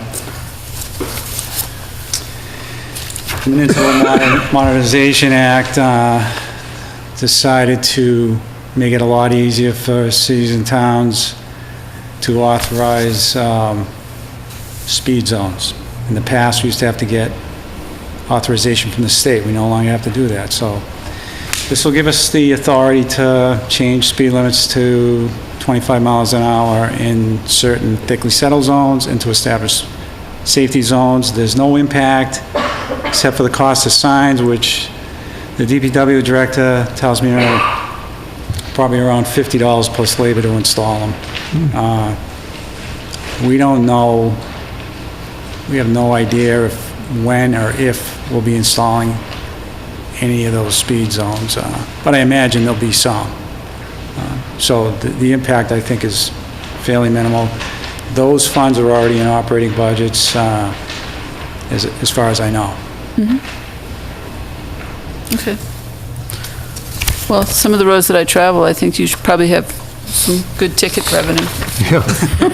Well, that's the Especially other- now that they're nice and flat. Yeah, I didn't want to bring that up. But very true. No, the paving has gone great, and the speed limits have probably been exceeded proportionally, so. Article 15 is also related to the safety zone, and Article 16 talks about the designation of a parking clerk. Well, Article 16, again, with the rewriting of the traffic rules and regulations, basically it's more of a housekeeping issue. There are some differences between 20A and 20A and a half. I think 20A is more antiquated, and I don't know why, when the legislation was enacted, that they didn't just eliminate 20A and just merge it with 20A and a half. 20A and a half more or less gets us out of the 20, so it gives us the authority to increase fines to get in parity with other cities and towns more. And that's really the bottom line. Yeah, there's some other language there that I could go through if you wanted to take No, the no, time, that's but- okay. No, that's okay. I mean, some differences, I can point out the differences, but there's really, again, there's no impact to the town financially. If anything, again, as you said, it'll bring in more revenue. At this point, we don't have to buy parking tickets, but again, that's small money, and it's already in our operating budget to do so. So there wouldn't be anything further. Okay. Questions? Then Chief, this would not involve hiring a parking clerk. It would rather involve assigning some of, as part of his or her duties to the officers to check if cars are parked illegally? Yeah, no, there's already a parking clerk. It just, There is, okay. it just, I think it redefines more how the parking clerk Okay. is appointed. All right, thanks. It's a town, yeah, no, it isn't. It's because it's both, in both cases, it's town manager appointment, selectman approval. But we already have one. Okay, Thanks. thank you. Okay, Article 17, to see if the town will vote to authorize the Lunenburg Public Schools to enter into a lease agreement for, okay, actually, this one I have to recuse myself from. So, John, if you'll take that one. Okay. And my recusal is because I work for an educational collaborative that works with the Lunenburg Public Schools and actually can probably answer questions about this one, but can't. So, yeah, Article 17 refers to giving the town getting authority for entering into a lease agreement for early learning mobile technology platform. So Superintendent Collins couldn't be here tonight. She had another meeting, so she forwarded on some information on this to me. So the perpetual lease agreement is a literacy program for birth through third grade using mobile technology. And this is for perpetual license. I think that's misleading, but the payments end after 5 years. So after the 5 years, the financial obligation ends. The annual payment is $11,188.68, with $5,594.34 being paid via a grant from United Way, and the remainder, the other half, coming from the curriculum adoption line of the school operational budget.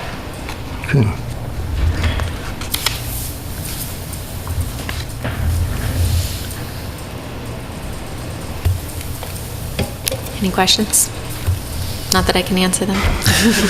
Well, the grants from the United Way and the curriculum adoption line of the school operational budget, specifically the United Way, they're in this for the 5-year duration of the payment?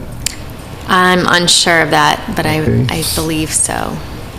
But that would have to be answered by the superintendent. You mentioned mobile technology. Maybe. Does this require some? Can I speak to it? Oh, sure. I don't know if legally, can I speak to it? Because it's not, we're not I think, deliberating. yeah. Go ahead. Okay, the answer to the first part of the first question on the United Way was yes, they're in it for the 5 years. Okay. The second is that basically what this is a learning application Yep. that can be used on any mobile device. And what happens is if the town buys into it, and actually I will say the city of Fitchburg currently uses it, it's anybody living in the town can access this program on their device, and it teaches reading, or provides reading learning activities that has a toggle for, if you have somebody who's Hispanic or, Yes, so it basically but I think it's just the dual languages, but basically it's a reading, it's something to encourage reading in preschoolers and early education. Okay. So, does that answer your question? It does indeed.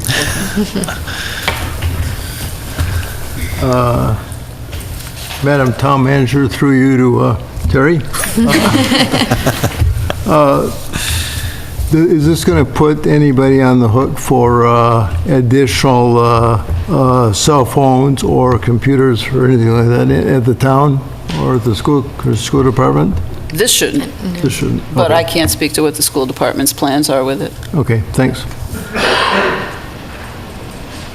This would be if Hannah has kids in school and she has kids in preschool or not in school yet, they can all use the same software. You basically go to Amazon, download it, and Just like an interact app. with it. It's just an app. Yeah. And it will work on any device, so. Okay. Thanks. Okay. Thanks. Does anybody else have any questions on that? And we'll move to Article 18, tax agreement with NewGen. This is a proposed tax agreement with by our regional assessor for personal property taxes associated with 265 Pleasant Street. And this solar array has been built and is up and running. And this would change it from its current personal property tax valuation to a fixed payment for the term of the agreement, which has yet to be negotiated. But these would be the proposed terms that are in the article for 25 years and approximately $18,000 a year with no escalation each year.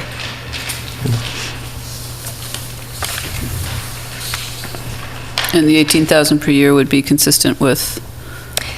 With when that system was built, it was built under the SREC 1 program, so the valuations at that time, which was more lucrative at that time than it is now for building systems, because the price of building systems has come down. Any other questions on that one? So this is essentially a pilot agreement? Yes. Our town council likes to call it a tax agreement, though, because Okay. it's not in. We have a new town council, yeah. Yes. Yeah. Yes. No questions? Okay. Right, so the system is already up and running. This was put in this year? No, I believe it was 2015, around there. I think they completed in 2015, late fall. And there was no agreement entered at that time? No. So currently, they've been paying the personal property taxes? Correct. And the reason we would want to move into a pilot at this point, or a tax agreement at this point, would be? More consistent over the life of the payments. Okay. Any other questions regarding that? Then we'll go to Arlington 19, zoning, delete chapter 250. Earth removal bylaw. No. No, this is the... Stormwater. Excuse me. This is the stormwater management bylaws, 6.7 and 6.8 of section, of chapter 250 of the Code of Lunenburg. And 19 and 20 are tied together because it's picking up the bylaws from within zoning and putting them down in the general bylaw. They're not a zoning type bylaw, they're an activity bylaw is what I would call them. They're analogous to earth removal, where it doesn't matter what zone you're in, it's more tied to the activity, and the general bylaw, in my opinion, is a more appropriate place for that. So the language of the bylaw in Article 20, with the exception of, I think, 4 words, is exactly the same as what currently exists in Chapter 250. I'm sorry, it's 7 words. On page 6 of your warrant, under letter C, in the first line of applicability, after the word, it says, "No person may undertake a construction activity." The current bylaw has a comma there, so the words "following the effective date of this bylaw" are being inserted, and that's under the advice of town council, because moving from zoning to general could potentially be interpreted that anybody who currently holds a permit under the zoning bylaw would be required to reapply under the general bylaw. And we have a handful of them, and they're very minor developments that it would be harmful to the developer to have to resubmit all of this work for projects that are already underway. So the only change is really just a protection for those that currently hold a zoning stormwater special permit, and this allows it to be moved into general without penalizing a current holder.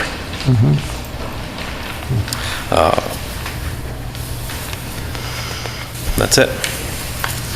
Okay, so there's no big change? I don't believe Just so. 7 words, okay. Any questions? Does anyone from the public, Mr. Ebersol? No, I'm not going to answer yet. So Adam is working to get an answer from town council on when you move something from zoning to general bylaws, you're now possibly eliminating the benefit of having the zoning board of appeals as an appeals process. Now, what was explained to me by Adam was that this is a special permit process, so that actually, if you don't like getting it or not getting it, the terms you have to go to Superior Court already. My concern is that the enforcement of any portion of it currently is under zoning by the building inspector and the planning board, and theoretically, you would then appeal to the zoning board of appeals if you didn't like that. We're trying to find out what the answer would be, is that if you had an appeals from the town bylaw, whether that clearly would not go to the zoning board of appeals because they don't have authority over general bylaws. So the question is, when would that happen and how often might it happen? And if it's a really big development, it may not be the worst case to have it happen, but that's just a continuing question that will hopefully be answered before town meeting. And one point of clarification, and Mr. Ebersol and I have had this conversation. This is for developments that disturb greater than 1 acre of land. And it's not doing work on 1 acre, it's actual land disturbance of greater than 1 acre. So in Lunenburg, we have 2 house lot sizes, essentially, 40,000 and 80,000 square feet. An acre is 43,560 square feet. So in either of those cases, you're most likely not going to trip a 40,000 square foot disturbance. So in general, these permits are issued to large-scale developments, someone building multiple houses, a shopping center, et cetera. So this isn't something that, you're going to be tilling your garden and you need one of these permits, and if you're not doing it, the building inspector is going to come knocking on your door and say, you can't do that, here's your ticket. This is going to be people doing significant development that have teams of people working for them to advise them on the appropriate ways to get their permits, to carry out the construction activities, those sorts of things. So, and again, it is a reasonable question what happens for enforcement if someone doesn't like it, but it's not an average citizen. This is generally larger scale development projects. Thank you. Okay, does anyone have any questions on that or any of the other articles that were brought forward? Number 20? Sure. Have we talked about number 20? Yes, that Yeah, was we number just 20. finished. Number 19, I'm sorry, that's just up there, but basically they're taking 19 and they're taking it out of the zoning bylaws and just moving it into and that's number 20 is so this deletes it and it's cut and paste into the general bylaws. Okay, well, let me ask a real quick question. Sure. What effect, if any, would this have on somebody like P.J. Keating?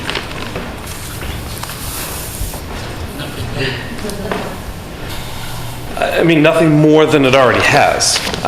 They pre-exist this bylaw, have for many years. They conceivably already have permits through the EPA. So this bylaw, as it exists for Article 19, which is a deletion to be placed into Article 20. So in 2003, the federal government issued a Phase 2 permit for communities that operate a municipal separate storm sewer system. Basically, that's all your catch basins and pipes that convey rain that hits the street and what happens with it.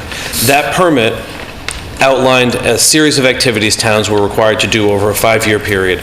We're now in year 15 of this 5-year permit. The new permit has been issued. As part of that, communities subject to the Phase 2 permit were required to have a stormwater bylaw. My reading of this is it's essentially the model bylaw that was put down by everyone. So my understanding is P.J. Keating would be considered a pre-existing non-conforming use. They continue to do disturbance, they're a quarry operation, they're removing earth. They exist prior to this. So I don't believe this becomes applicable to them moving forward. This is disturbance after the effective date of this bylaw. That disturbance currently exists and is an existing operation. Not necessarily, because they might be moving to new areas. Well, again, I mean, that's a question we can certainly look into. Well, I think it's an important question because they've been here for 100 years or so, and they're a big, a part of our economic, space.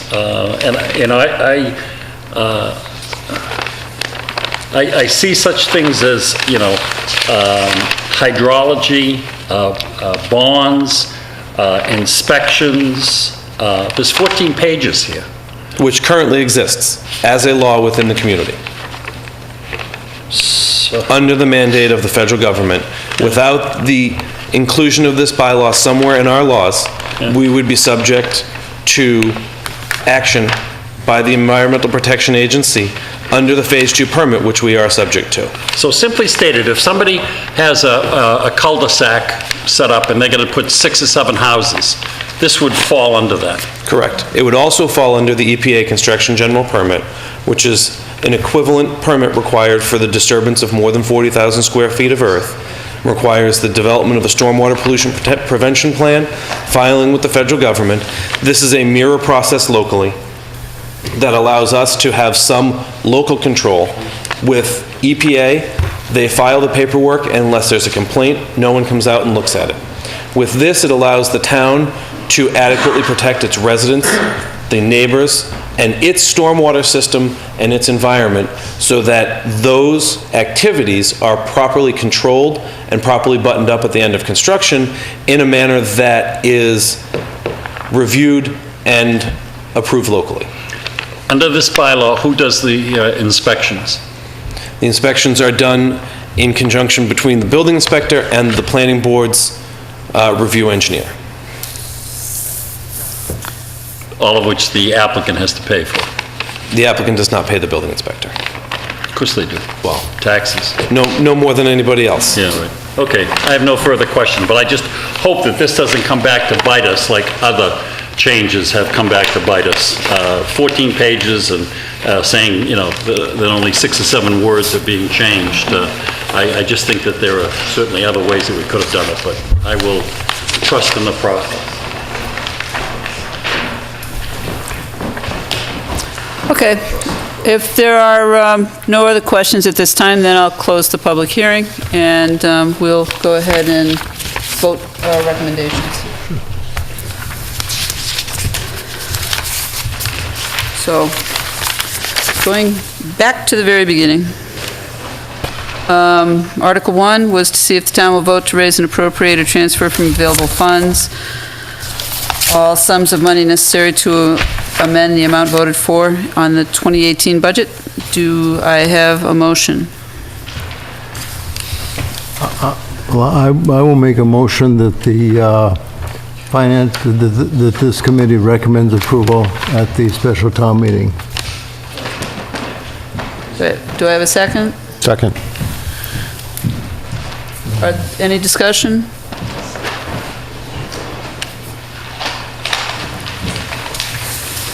All in favor? Aye. Aye. Article 2 is, Article 2 and 3 actually are both the same, and I think we'll, my sense would be to wait for the meeting. Well, I guess we could go ahead and make a vote to recommend now, knowing that it may be passed over as there is no agreement. And I believe the first year funds are already included in the budget? They're already included in the budget? So there's no direct financial impact. Okay, so then, well, there will be, well...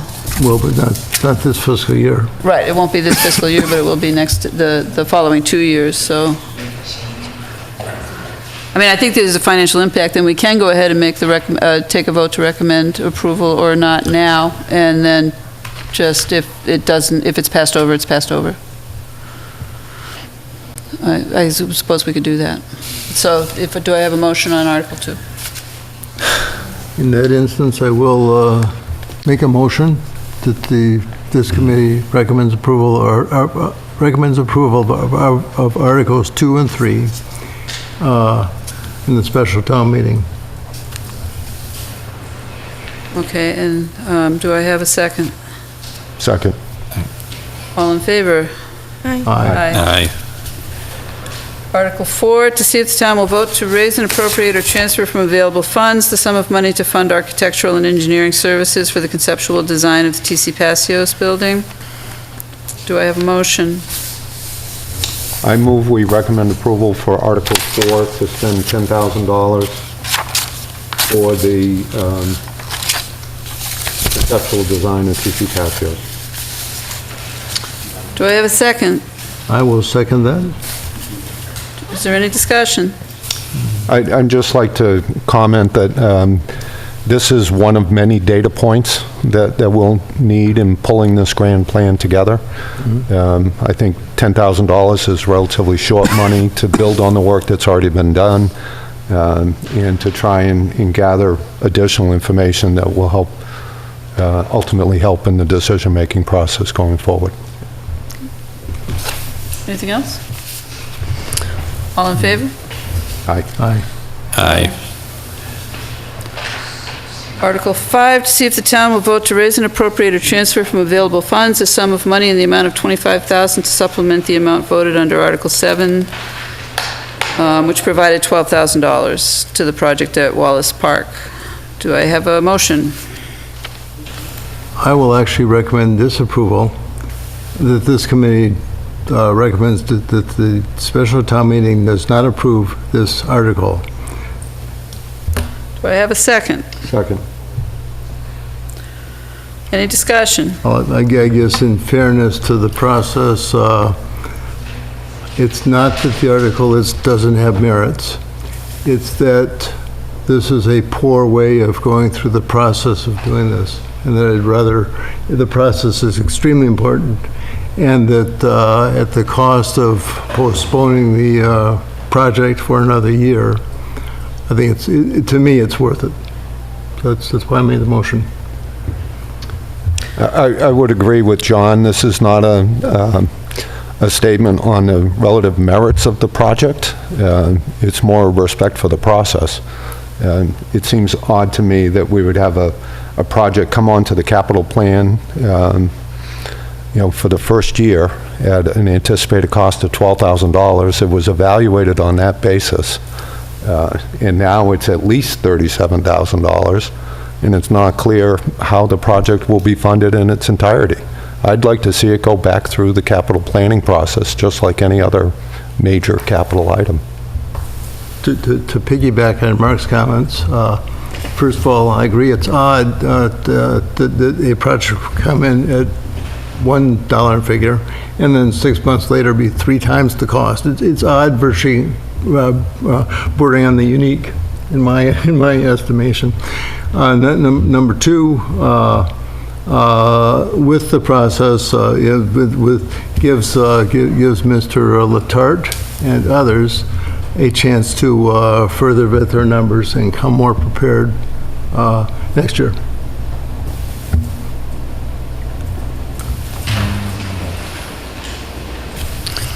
I have to confess, it's basically, I think from a policy perspective, I think that, yes, the process is very important. And I think certainly the history of this is, I don't know who put the $12,000 amount in, and where the citizen portion of this rising up, they were not involved from the very beginning, so I don't know how all that worked out. I think it's a great thing that there is citizen participation in wanting to do something like that. I certainly identify that there is a need. As a member of the Finance Committee, I will vote to not approve this, based entirely on the notion that that there is a process and that this is outside of that process. And actually, it also doesn't identify a funding source, and we would have to. So I don't know if they're going to be able to come with a funding source at the time of the town meeting or not. And it would be great if they are able to find other funding sources to put something like that together, because I do think it's an important item. But anyway, that's all I have to say about that. I do think that the process is important. We do have to make sure that people understand and follow the process. And I almost was also thinking that if we get into a situation where we find that there are available funds at the fall meeting, that maybe there needs to be some kind of a look at our policies to identify that maybe we take the next available capital item, or we have a policy for how we would make our recommendations around how that money should be appropriated, if there is money to appropriate, because it's not always going to be money to appropriate, I'm sure. But anyway, all right, is there any more discussion on Article? The only other comment I would make is it would be helpful to have a recommendation from the Capital Planning Committee. That's true. Yes, yes. I suppose if the Capital Planning Committee were to put forth a strong argument as to why they think this is a good thing to do, I could be swayed. Yeah. But in the absence of that, I recommend disapproval. Okay. Wasn't the $12,000 already approved? $12,000 was already approved. They were adding $25,000 to it to get to 37. So the amount on the warrant article is $25,000. Is what they're asking for? Yes. Yeah. Yep. Okay. Right. All right, so the motion on the table is to not recommend approval, to recommend disapproval? Not recommend approval. Recommend disapproval. So all in favor of not recommending approval? Aye? Aye. Aye. No. No. Okay, 1 no. Article 6, to see if the town will vote to authorize a revolving fund for the deposit of proceeds from the technology fee. It's pretty straightforward. Can I have a motion for that one? I move we recommend approval for Article 6 to establish a technology revolving fund. Do I have a second? I very much second it. Any discussion? All in favor? Aye. Aye. Aye. Article 7, to see if the town will vote to accept the provisions of Mass General Law, Chapter 40, which leaves any balance remaining in a revolving fund established for the rental or lease of a municipal building in the revolving fund and allows the expenditure of the fund for the upkeep and maintenance of said facility. Can I have a motion on Article 7? I recommend approval of Article 7. Do I have a second? Second. Any discussion? Again, just a comment, it seems to me that if we're going to have funds in a revolving fund, we should be able to roll those over into the next year, from Yes. one year to the next. Okay. All in favor? Aye. Aye. Aye. Article 8, to see if the town will vote to establish a revolving fund for the deposit of proceeds from the rental and lease of the turf field. Do I have a motion? I make a motion that this committee recommend that the special town meeting approve Article 7? Or Article... Eight. 8, excuse me. Do we have a second? Second. Jay seconded. All in favor? Aye. Aye. Article 9, to see if the town will vote to establish a revolving fund for the deposit of proceeds from the rental or lease of the TC Passios building and the Brooks House. I will recommend that this committee recommend, I will make a motion to recommend this committee recommends approval of Article 9, special town meeting. Second. All in favor? Aye. Aye. Aye. Article 10, to see if the town will vote to accept a deed in lieu of foreclosure to property known as and numbered 842 Chase Road. And that's, I'm assuming, and actually, I guess I can't ask Matt, that the Conservation Commission was recommending approval of this. They're sponsoring the article. They're sponsoring the article? Okay. You know, to the discussion we had, if I may, perhaps there's no direct financial impact. There is an indirect impact in that we're taking property off the tax rolls. Yes. But that's an indirect. There's no direct cost associated with this. Okay. Well, no, actually. With purchasing. The Conservation Commission is spending some of their trust funds to close the deal. So I guess that's... The financial impact? Does it cost money for them to check the land to make sure it's okay? That's part of the closing cost. Okay. Right. The Conservation Commission is basically asking to be able to spend that money to do that, as part of the process of then taking it off the tax rolls. Okay. So then I would move we recommend approval. Do I have a second? I would second that, and piggyback on my second, just a discussion about, just a comment about the fact that even with the expenditure of trust funds and forgiving the $3,800 for the back taxes, it's still a the town is getting 23 more acres of green space adjacent to a couple other town properties anyway. So it sounds like it's just a win-win. Okay, so we have a motion, a second. All in favor? Aye. Aye. Article 11, to see if the town will vote to place a moratorium of no less than 10 years on the sale of land. All right, do we find at this point that there is no direct financial impact, or do we want to make a recommendation? I think we may have established that there's no direct financial impact. There certainly are indirect impacts and implications of this. I would argue in favor of Mr. Ebersol's position. Yes. And that is that we already have appropriate protections in place. We have to go back to town meeting for any actions that we would take on any of these properties. That, to me, seems like adequate protection. I don't know that a 10-year moratorium on top of that is the right thing to do. I actually agree quite with that. I think that, on the strength of Mr. Ebersol's observations, this is moot, with one exception. That's the moratorium would extend for 10 years and at least present the town with an additional hurdle. So I'm not Well, I guess the question goes to the original question of, do we want to take a position that there is no direct financial impact, or do we want to make a recommendation one way or the other? I guess that's the question. And I don't, if we've decided there's no direct financial impact, we can leave that, or if there are people on the committee that want to take a vote to make a recommendation, then we can do that. Well, I don't have a very good handle on this, having just really delved into it about an hour ago. But I was making the argument then that there was a potential direct financial effect on this moratorium to the extent that it tied our hands with selling any of these properties. And I guess that's rather moot now. And so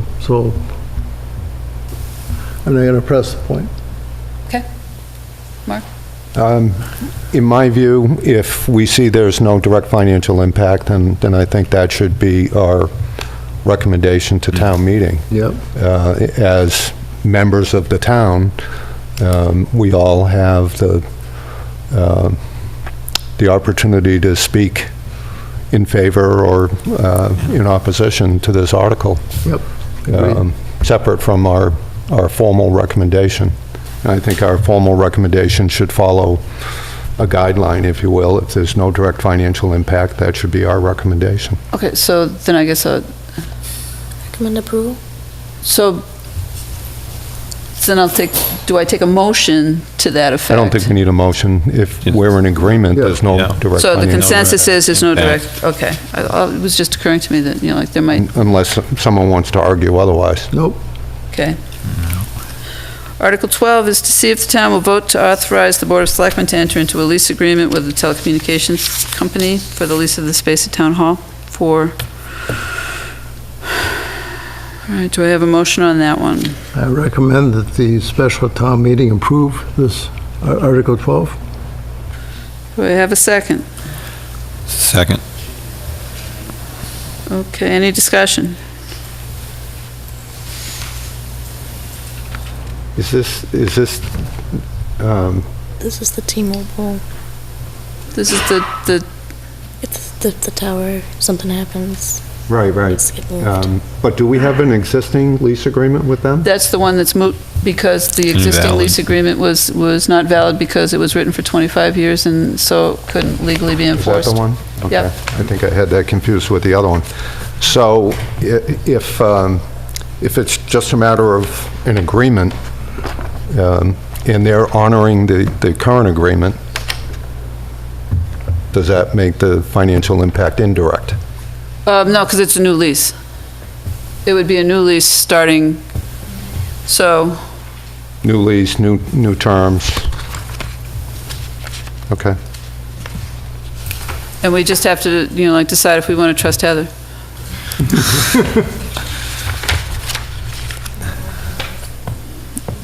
I'm certainly in favor of recommending approval if that's our, Okay, so, That's our sorry, desire. you, all right. We already have a motion and a second for that? We do. You do. So, all in favor? aye. Aye. Aye. Article 13, to see if the town will vote to amend the town bylaw to add the beach director, the lifeguard, and the local inspector. And this is submitted by the Personnel Committee, and it's putting them into the plan, The which positions, is already budgeted. the positions are already filled. They exist. They have already been budgeted for. I don't see, I think this is just shifting it to whatever, after a certain period of time, we had to shift this to the bylaw. That's correct. So I don't know that there's a direct financial effect on Article 13 that we need to weigh in on. I would concur with John. No direct impact. Okay. Anybody disagree? Article 14, to see if the town will vote to accept Mass General Law 9017C, establishment of speed limits. And this is also going to be related to Article 15. I would suggest that all three of these articles, 14, 15, and 16, as presented by the chief, have no direct financial impact.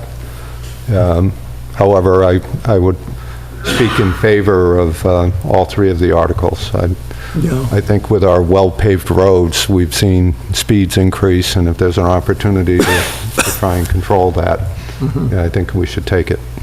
Amen to that. Yes, and I've learned to be very, very better behaved than I was the first year, and I do use my speed, the auto thing. Cruise control. Cruise control to keep the speed limit on. Usually doesn't work at that speed. Yeah, actually, it's interesting because I find on, especially Lancaster Ave, I find that I get some pretty angry people behind me, but no, hey, that's too bad, there's children on that street. Well, I agree with the no direct Financial impact. No direct financial impact. Article 17, to see if the town will vote to authorize the Lunenburg Public Schools to enter into a lease agreement for Footsteps to Brilliance. I'm not voting, so however you guys want to handle this is fine. Between the funding from the United Way and the line item in the operational budget of the school, I think there's no further direct impact. Nope. And it sounds like a good thing to do. Yeah. Okay. I would agree. No direct financial direct impact. okay. Article 18, to see if the town will vote to authorize the Board of Selectmen to negotiate, approve, and enter into a tax agreement pursuant to the provisions of Mass General Law for a term of up to 25 years.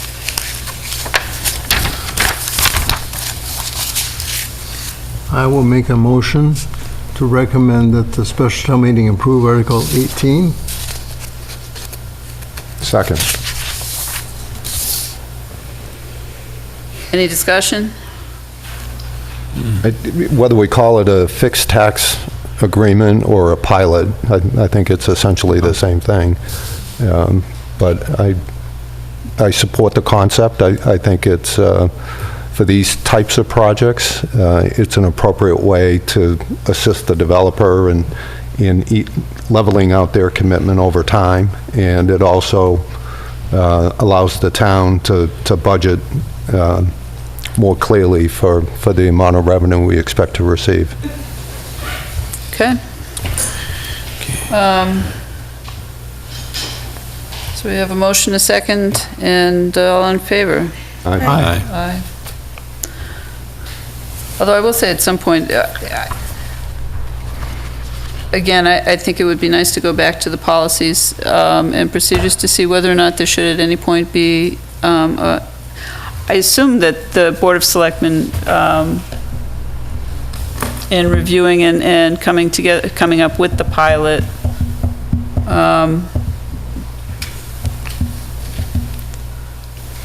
I don't know if there's a way, or if it makes any sense at all for the Finance Committee to somehow have a review role when things like that are coming up, or if the assessors have a review role when things like that come up, just in terms of looking at what the potential financial impact is and having a sense of that. And that's basically just something I'm throwing out there. And I don't know if that's something that the Board of Selectmen would want to talk about, or if we brought it to you as something to think about, or if it's not appropriate. Whatever, I'm just, because it is something that's especially when we're going out 25 years on something, just to know that there's another step in the process, is that somebody has it, whether it's the assessor or somebody has it. It's just a question that I had. So I'll just raise that at this point, but in the meantime, I think we've already voted to say, yeah, go ahead. Well, maybe what we can do is we can devote some time to the next regular meeting to talk about this a little more, maybe get a good articulation of what our position is.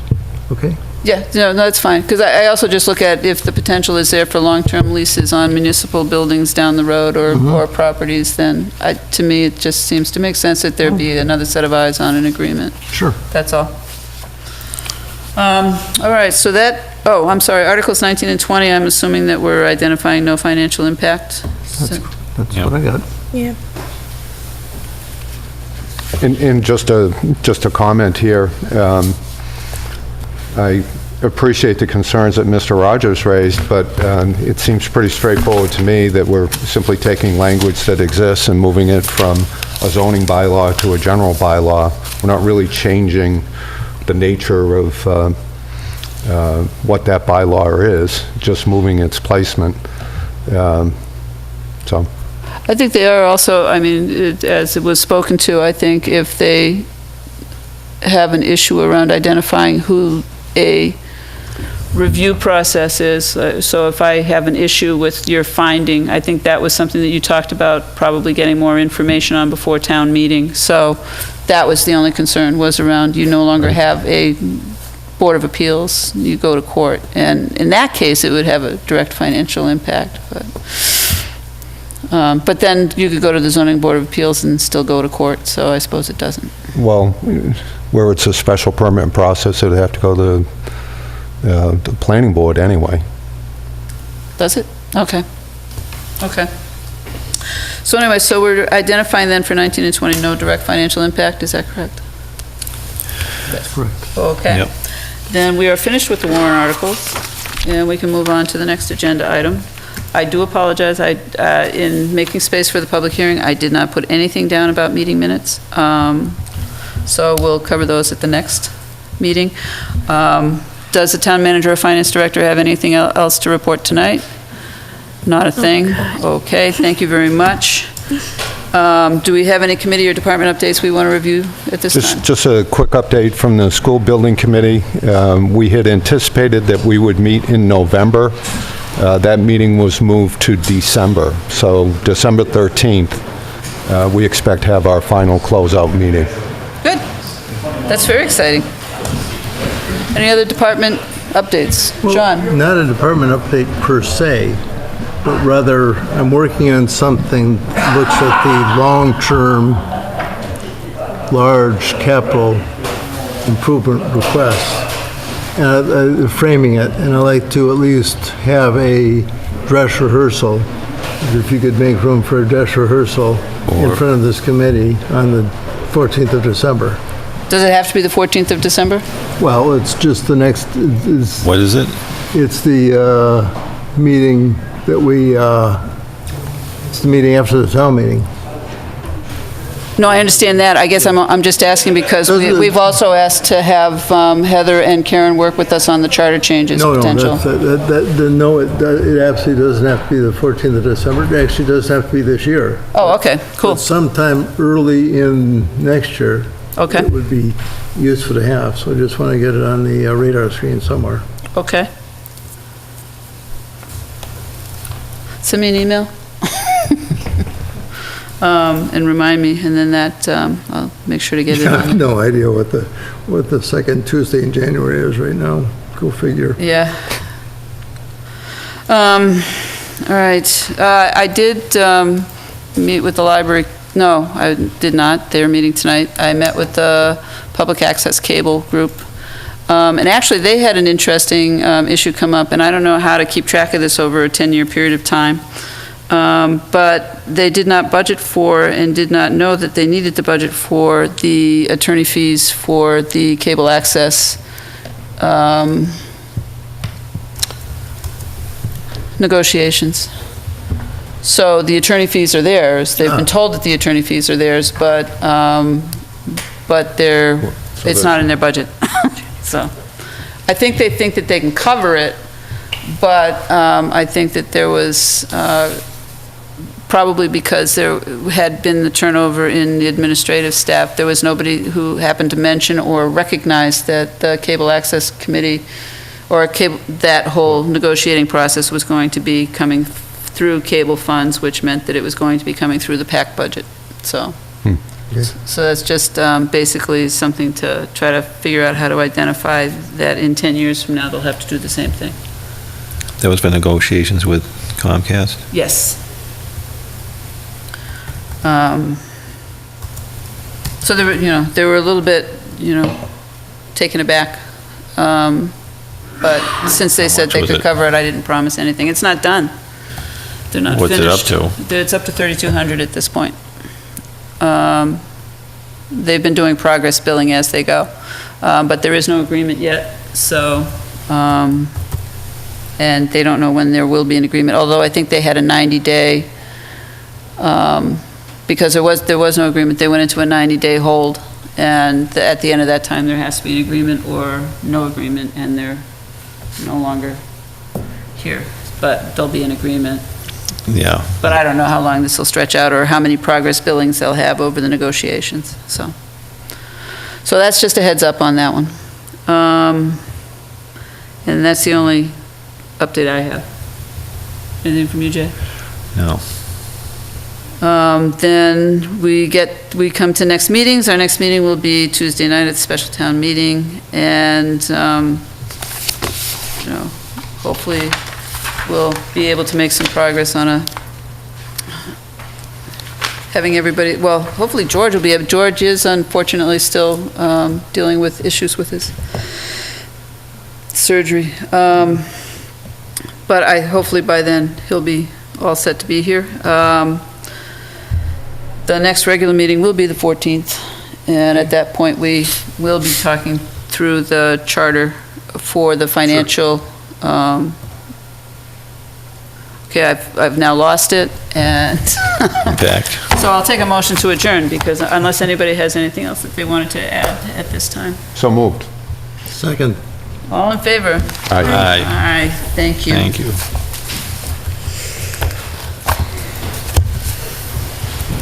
My attention span isn't long enough for this. No.